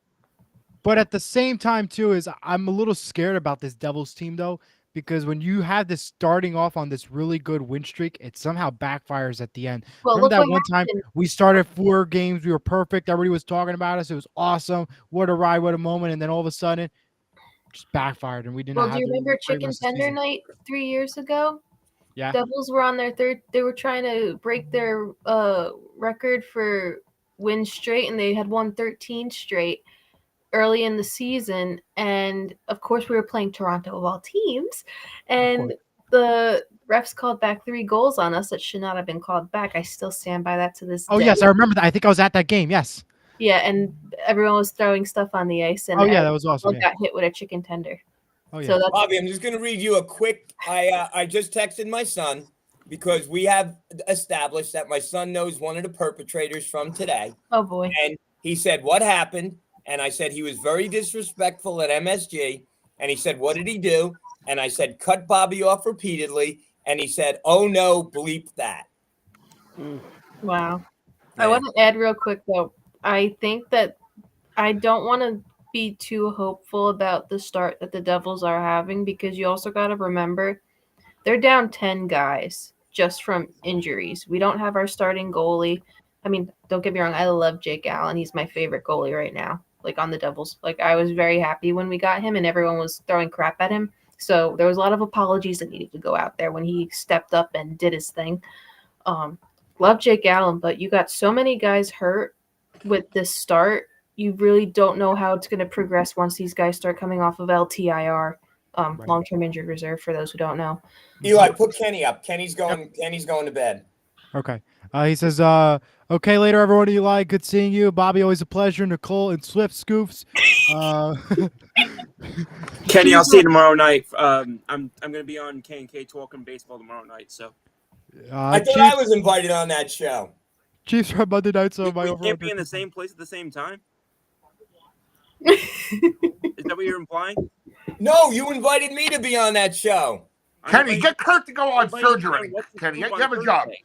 Get Kurt to call me up and get his ass on Surge. I'm coming on his show in just about maybe 45 minutes, 30 minutes from now. Going on a high school show. He'll be on Kurt's show. Well, I'm going to be trying to beg him to come on one of our shows. I'm going to Yeah, try my No, get best. his whole show. Wait, on Surge. who? Kurt. Kurt Valente? Yeah. Yeah. No, But- he's not but- allowed. He's but- banned. What? No, he's not allowed on our show. He gets 50 views. We get 4,000. Kurt Valenti's He gets a lot of views a week. He was at not 700 on on our the show. first No night. way. I No, have- no. I Kurt have been is on banned. Lang- Hold on. Excuse me, one Wait, second. wait, let Kurt Bobby is- talk. Let Bobby talk. Let Kurt Bobby is talk. banned until he gets his ass on Surge Sports, his shows. I gave him his start years ago with our friend up in heaven, Michael That's Brigsby. right. Banned. So until Kurt gets his ass on Surge, and by the way, Kenny, if you're still listening, tell I know you're in Maryland, but tell Kurt this Saturday, St. Mary versus Garfield, and I'm doing a PA. So Go. We'll talk about that later. But yeah, the big game though this weekend is Rutherford Butler. They're both 7-0 this weekend, and for the NJIC championship, one is going to take the title. One's going to get their first loss of the season. It's one of the best games to watch out for this weekend in high school here in New Jersey. Unless they tie. It's a championship. You can't tie in a championship. There you go. by the way, the genesis of the new double show has just been born tonight. So we had to get Gizzy, Eli, and Frank Yes. are big doubles guys, people. So All right. And the Rangers have scored one flipping goal at home in 4 games. How Well- is that possible? How is that possible? 4 goals. At one point, we scored in 6 games. We've given up 9 goals, and we're 2 and unbelievable. We are awful. Speaking of my favorite goalie, Ranger zone. okay, it's Jake Allen, but it's not showing. Yeah. My boy Jake. We saw the ice today, right, Bobby? That's why it was a little colder in MSG today. yeah, Nicole, the do you- ice was Nicole, below wait. us. Nicole, Guys, do you below think us. Igor's a good goalie? Yes. I think he deserves a better team. There you go. I agree really with that do. one. I really do think he deserves a better team. You know, kind of like the team across the river, maybe. It's called the Devils. I petitioned. Scoop could attest to this. I petitioned for that. You know, it's across the river. You know, I train right petitioned away. for that. I petitioned for that. Devils could use him once. Mark 1,000%. I think is out. if Igor was on the Devils, and you know, considering the talented lineup we have, we'll be good to go for a Stanley Cup easily. Oh yeah, The Devil's Lair. That's the name of the show. The Devil's Lair. the That sounds Devil's like a Lair. good- I like that. Yeah, that's a good name. I I like like that. that. I like Well, that though. Don LaGreca, the very first game he was calling where the Devils won, he said, "Put a pitchfork in this one." That was a good one though. That I was still good. miss Bill Spalding though. I still I miss Bill do. Spalding. I do miss. He's a him. great guy. I had met him a couple times at the Devils That's games. Really great awesome. guy. That's cool. That's cool. Really nice guy. I feel bad for him, but he's doing a lot for NBC with the Olympics, so I got to give him a lot of credit for that. Yeah, I wasn't expecting him to get let go. No, I mean, nor Erica Wachter a couple No, years I'm, ago. I'm still mad. I'm still mad about that. She should be back That- there. no. I mean, That's awful. she should be back 1,000%. Shame on MSG Networks. That's why Bottom line. Devils got to get out of MSG. Oh yeah, 100%. But then Devils where do need they to go get- to? They need to cut ties with MSG. At But some then where do you go though? That's the problem. point. You have no other network. Yes Network is just for Nets basketball. Yeah. Yes 2 it technically doesn't exist anymore because nothing's really on Yes Well, 2. he has Gotham, right? It's called Gotham Sports. Now, No, right? Gotham's a combination. of Gotham all is these clubs. MSG. Yeah, Gotham is. But out. Gotham there's no is- other is local just market MSG. for us. There's Was no- it? I mean, am I wrong again? I noticed just from being in the industry. Wasn't the Devil's radio show on like internet radio? It used to Was be it even on WFAN. terrestrial radio? It used to be on the fan, WFAN, but now Devils Radio, it's all owned under like the Devils umbrella. So, Right. example, Chico Resch and Matt Laughlin, they do the Devils Radio broadcast for the Right. games. You can't listen to it anywhere but the Devils app. Right. Eli, what's on SNY in the wintertime? That's what I was just thinking too. UConn. Uh, UConn's mostly on SNY. So nothing. Pretty much. Yeah. Yeah, but you know, I didn't think about that SNY. Yeah, because SNY SNY doesn't had have. weren't the Mets on SNY? Are the Mets on SNY? Yeah, Yes. but they're Yeah. just for the spring though. But No, that's I a great know, point. I forgot about that's SNY. SNY's big thing. Yeah, but yeah, I'm in UConn. They do a lot. But if you're looking for a home for the Devils, if they want them to get off the MSG network, I don't know. You know, I don't know what SNY's. I've never turned it on once baseball season's over, so I don't know what they have. Yeah, I on. don't turn it I on think they either. just do like that one show, and Yeah. I think But they talk about the even- Jets. They talk about the Jets on the pregame, postgame, but nowadays there's not much to talk about except that they're not really good. Well, I just went to the eye doctor today to get these new glasses, Oh Yeah. God. and as I walked in, there was a big sign. in my eye doctor, we advertise our corporate partnership and corporate relationship with the New York Jets. Oh, that's And I'm like, yeah. okay, so I mean, are these glasses actually going to work? You know, I mean, you know, maybe, That's positive. maybe I should go get some cheaters at the you know, at the dollar store because you know. It's bad though. MSG has gone like downhill in terms of a network as the years have gone on. The ads are tremendous. Like they're horrendous. Anything that's not live sports, They're horrible. It's either poker, but not even that much poker anymore. It's It's just horse racing or betting. yeah, that it's always But- pushing betting. It's Now, back always in the like, day when they had Mike and the Mad Dog to simulcast, they were really good and all that stuff was all. And Yeah, this- but I MSG missed is that. pretty I much missed that over. show. And it all started with the Devils announcers leaving. Remember, Steve Cangelosi left, Yep, and then that Kangi. became Bill Spalding's job. Yeah. Erica Wachter came on; she was great, and then they decided to fire her, and then that was just the end of MSG Networks. But no one watches MSG for the Devils or the Islanders. They watch it for the Knicks and the Knicks. Rangers. That's But it. I don't. But I watch it for the Devils. Well, you watch MSG 2 and 3. You don't watch MSG 1 because the Knicks and the Well, Rangers. the Devils were on MSG tonight. MSG won. Because the Knicks and the Rangers weren't playing. The Devils were on MSG 1. Islanders were on MSG SN. The fourth. Right, channel. because the Knicks and the Rangers were not Devils playing. get regulated to like the 3 or 4 channels when the Islanders and the That's right. Rangers are playing. Like they don't. You know, really, I don't even. that's the I don't problem. even have. The MSG does not really do the Devils any better than the rest of them. James Dolan owns the building, the 2 teams, and the network. So And a lot of guitars. And I don't even have, by the way, I don't even have the MSG network because they could, Xfinity and Cablevision could never get themselves together to actually make that work. Nope. And the Gotham Sports app and everything, that's just ridiculous too. I mean, when the app was already bad enough before. Ridiculous. I have the Gotham Sports app. Bobby has it. For those of us that stream, we cut the cable plug. I downloaded the app once they got rid of the regular MSG Sports app. Yep. It doesn't even work. Like It it's works. so I bad. watch it every. Want me to put it on for you? It works. It doesn't work on my phone. My co-host on WTS absolutely hates the Gotham Sports app. It's so bad. It is so bad. If you like, it's like you put an intern's project live to the masses. Pretty Like, much. it works for some, it doesn't work for everyone. If you put the TV provider in, it will say that it connected, but when you try to go watch something, it makes you do the whole process over and over again, and it never connects. It's kind of like when Glenn tries to come on the show. It just keeps doing it. Oh my God, that was good. That was your quote of the day. Yeah, that outdid my The MSG app or Gotham. Look, Gotham. The obligatory It doesn't Glenn work for Stackhouse me. comment. Gotham. It's working. Unfortunately, it does not work. I love for how me. you said look and you than had I your phone am. entirely outside I of just you. want to say I'm still glad that they still kept Bryce Salvador and Ken Danico because I like those 2 guys. Well, if they I don't know who do Bryce get rid of Salvador him, is and Ken they- Danico. Please, he didn't play for the Rangers. if they ever get rid of either of them, then we'll have something to really fight Oh, about. 100%.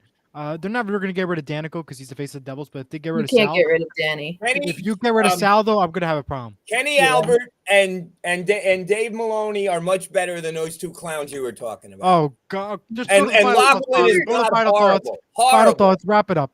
Horrible. You wrap it up. This is our show. Go back to Winter Wonderland or wherever the hell you came from. Winter Oh my Wonderland. God. I mean, Winter come on, Wonderland. though. He's a I mean, day I out think, of high school telling I us think what Eli to has do. a point, This though. Why Christmas. did both of the Rangers Go and back to Actors St. Mary's. decide to retire? What are these? The Bells of just- St. Mary's? Nicole never even saw that movie either. How come everyone jumped ship? Nicole, do you know who Ingrid Bergman is? Wait. I want to say something. How come all the Nicole. Rangers play-by-play and announcers jumped ship after Sam Rosen decided to retire? That's what I'd like to know. There's one. No, they all decided to Joe retire. Micheletti jumped ship. The Devils hired Don LaGreca. Sam Rosen retired, and then the guy that used to do the games with him as well also decided at the end of last season that he was done. Yeah, Joe Micheletti. Yeah, him. He retired too. Right, he retired. So like, People retire. there's like a trend here. The best team in the history of the Rangers was the Big Whistle, Bill Chadwick, and Jim Gordon, but you don't know who they are. I don't know. I mean, I don't think I need to know. With all due respect, I think the Rangers need a little help. Oh my God. I think they need help from upper management. That's like what's going on. Not I'm gonna say help from Oh, God. are you? I'm sorry, Nicole. Are you out of your mind? no, I think The that it all best starts thing, with the leadership. best, I think the it all best- starts with leadership. the 100%. best thing that could happen to that team is if upper management, Dolan and those people, forget they own a hockey team. I know. I know.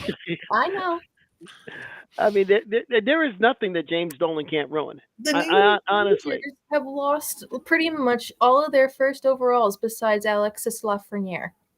They don't have who was the guy that we took before.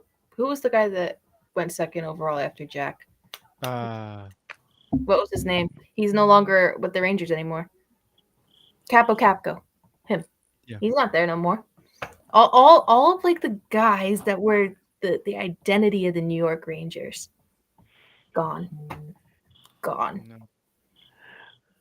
They're just unrecognizable anymore. And especially as someone who like watches hockey religiously. Like I think the I don't want to say downfall, but I think the downfall of the Rangers needs to be studied. But No, it's the Rangers had a core group together who didn't win the cup, and now they broke that core group up. That but happens how in but sports. what happened? Like they had didn't all win the these cup. they had They these came young close guns. and they didn't win it. But they had these young guns. Who? You're Oh, supposed to yeah, be- you're Kako and supposed to yeah. be- Well, yeah, that you're was a supposed to be GM. The developing GM those guys. screwed that You're not all up. supposed to I get agree. rid of The them when GM's they're a not problem. good enough. Yeah, the jury's a problem. I Yep. agree. Yep, he is. That's why I'm saying that's why it starts from above. Yeah. With upper management. It's gonna just keep trickling down. What was the line? The kid line? It was Kako, Lafreniere. Lafreniere's still there, and then there was one other kid. The Crickets are very good right now, yeah. I know, it's awesome. That's so freaking loud. It is loud. It's louder than your microphone. Which is I odd. Oh, stop picking on Luigi. No, seriously, I hear you better over him. I can't hear him that well tonight. You can't hear me. You can't hear You, Nick. I can't hear you. Well, I'm loud. Luigi's not loud. You're the first person in my life to ever say that. Yeah, see, your mic is so quiet tonight. I can't hear you that well. Because I don't have my headphones on because they broke. Oh, that's not good. Oh, Bobby, I didn't. No I think sleep, you Sherlock. know what time it is Thursday, right? I think it's 6 o'clock. I got to find out. Yeah, let me know. Yeah, I don't know the exact I think cocktail hour is at 6. time. Okay. Looking forward to it. I'm psyched. Yeah, no, it'll be fun. Tell you what, let's end the show on some quotes here. I got some stuff here. I wanted to end it. By the way, let's do final thoughts first. Paul, since you have to go to work tomorrow. Your yes, I thoughts. do have to go to work. Final thoughts. I looking forward to the first 2 days of the season. Looking forward to the double. It's not a double header, but the back-to-back against St. Peter's. I think that it should be a very good indication of where both teams are. And I think that Seton Hall has to be, I don't want to even say competitive. I mean, these are games that if you're going to contend, you know, maybe St. Peter's can hang around for a half. But by the second half, it's got to be 17, 18 points and a comfortable lead in both the men's and the women's game. So that's what I'm hoping for. My other final thought is that I have my girlfriend's niece is getting married the first week of November, so I'm going to have to be in Arizona. She picked a horrible time to get married right in the middle of basketball season. You know, but you know, this is the way it is. So that'll be the first week. I'll be watching somebody make a lifetime commitment rather than the St. Peter's game. I guess I can handle it. Yep. Early in the season. Exactly. Eli, you're going to jump to Kurt's show. But any final thoughts? Yeah, I just want to say thank you again to Bobby for allowing me to go to Big East Media Day today. Another great show as always. A lot of great energy and fun, and you can't ask for a better way to spend your Tuesday night. Great to be back on the show, and it's awesome. And I will say, Eli, it was awesome having you produce the show, plug up all the graphics. I can't do that crap No, anymore. graphics are very good. Yeah, Appreciate you doing that stuff has been a different level today. It was great. Yeah, we're gonna get better at it for sure. But yeah, thank you again as always. Can't wait to continue on with the show. And go Devils. And tell Jack, Go Devils. tell Jack when you see him on the air later that come say hello to his boy. Say talking to Kurt. Okay, we'll do. I'm gonna make sure that Kurt and Jack are on the same time on the show. Go our show. I'll make sure I arrange that. Did you see Kenny's comment, the last one? Yeah, not sure about the Jazz, but I'll Yeah, I tell. saw that. Woody, second half of the upcoming Gizzy and Woody show. What's up? Final thoughts. Who's Woody? What the hell did it came? Why is Woody? He's Woody. Gizzy and Woody. Why? Because of Are you referring to the Taylor Swift song? Swift song? Yeah, that's what I want to know. That's what I was Yeah, thinking. why are you Woody? Why is that a song? I don't even know. Yeah. I made it Oh up. yes, you do. You know that's a. That's a song. No, I never heard it, but I know it's a song. Is that why they're calling you Woody? Because of that song? No, have I no just freaking thought idea what they're- Woody. He starts saying the Gizzy and Woody show. So Because his name's Woodhams. And he also was spelling Gizzy wrong, which is even funnier. I The know. Gizzy and Woody It's show? so bad. I've had so many people spell my last name wrong on purpose, though. That's when it crosses the line, when they just repeat it. Okay. Oh, I had a couple drinks one night coming home from a Seton Hall game. I was not driving, and I called you. Like to say hi to Nicole Guzzi, and her mother got all mad at me. Oh yeah, she did. She really did. Guzzy? Yeah. Well, I had a principal in grammar school insult my mom and I in front of us. Like, we kept correcting her what my last name was, and she just kept repeating it like every time, like Mrs. Guzzy. Like, can you say my name right, please? Like, yeah, it was bad. So I take high offense to Guzzy. For that. Oh, you're going to opening day. Are you going to be there November 4th? Who was that directed to? You. Me? Yeah. I don't think so. Are you going to go to any games this year? I have no idea. Oh, God. Eli, are you going opening day? The women's one, I will probably. No, be the there. men. November 4th is November 3rd is the men. I'm sorry, November 3rd. The women's one, yes, I'll probably be there. The men, I don't think so. Well, they have a bus that runs right down the street. Yeah, and I'm a commuter. So you're allowed to get on the damn I bus. know, okay, thank What you. is commuter? Thank Oh you. my God. Next. He doesn't know who Isaiah Whitehead is. He doesn't know who Miles Powell is. And now he won't go to a game. It's opening game. Watch on. You will have more fun at the women's games than the men's. I will No, say. That's what I believe it or not. I've been hearing about that. They're saying Yes. it's not worth getting the season tickets, and they're also saying that it's Not also true. if you're doing the broadcast stuff. I If you're doing personally, the broadcast stuff, in it's the not past worth getting couple of season years, tickets. the Lady That's what I heard. Pirates have been statistically better than the men's team, but also just I think the smaller vibe of the women's basketball games is what makes That's what makes it better. it too. Bobby, let me ask you a question. Speaking about the women's game, we know DJ to DJ is not the men's DJ anymore. Is he still a women's DJ? I don't know. It's probably the same job for all the events, I would imagine.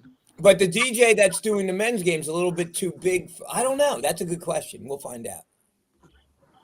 The DJ that's doing the men's game is a Hot 97. Is that a station? Yeah, He's an actual DJ on Hot 97. It's all hip hop. Yeah. Yay.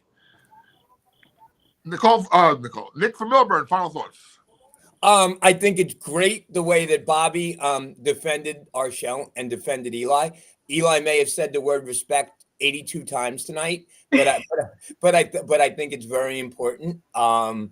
Yeah, I look forward to Thursday night, the beefsteak with Bobby. Very entertaining show. I think Nicole and Luigi are hysterical. Yeah, I look forward to the spinoff. I think nobody, knows Seton Hall Pirate basketball as far as statistics like Paul does, and I think altogether we make a great team. Yeah. Yep. My final thoughts is let's see. Yeah, I agree. Like I said, I was telling Eli this before. This group in particular has really motivated me to take shows to levels that we haven't seen. So I really appreciate everybody's time and effort, and it's only get more funner. Is that a word, funner? Yeah. Painting No, why not? Yeah. Going forward. Can I jump in real quick? I never got a chance to speak. Go ahead. That's right. Woody. I got Woody. No, I just wanted to say thanks to everybody. Thank you to another great couple of guests we had in. Eli, good to see you again. Good to see Mr. Eustafan, and obviously Mr. Blackjack, and Nick as well, and of course Nikki. I see you about 127 times a day, but anyway, I just wanted to say thanks again for everybody. It was another great show. Glad to be on tomorrow, first day of NBA season. I'm so excited. Tonight is Knicks. Okay, for tonight, for you guys, it's tonight. Okay, for us, GCSEN is finally coming down here, so I will get to see my New Orleans Pelicans live tomorrow night on television for the first time since I moved here. So looking forward to that. I know we're gonna suck, but I'm excited to watch us at least. all right. And as always, we finish with Gizzy's final thoughts, and then I'll do some motivational messages I've seen just the past few minutes. Yeah, that's fine. Given that we are getting closer to the start of basketball season, I'm going to reiterate this as many times as I can. If your friends, if your family members, if your third cousins removed are not a part of the Facebook group, Most Italian thing I've ever heard. you said that last week too.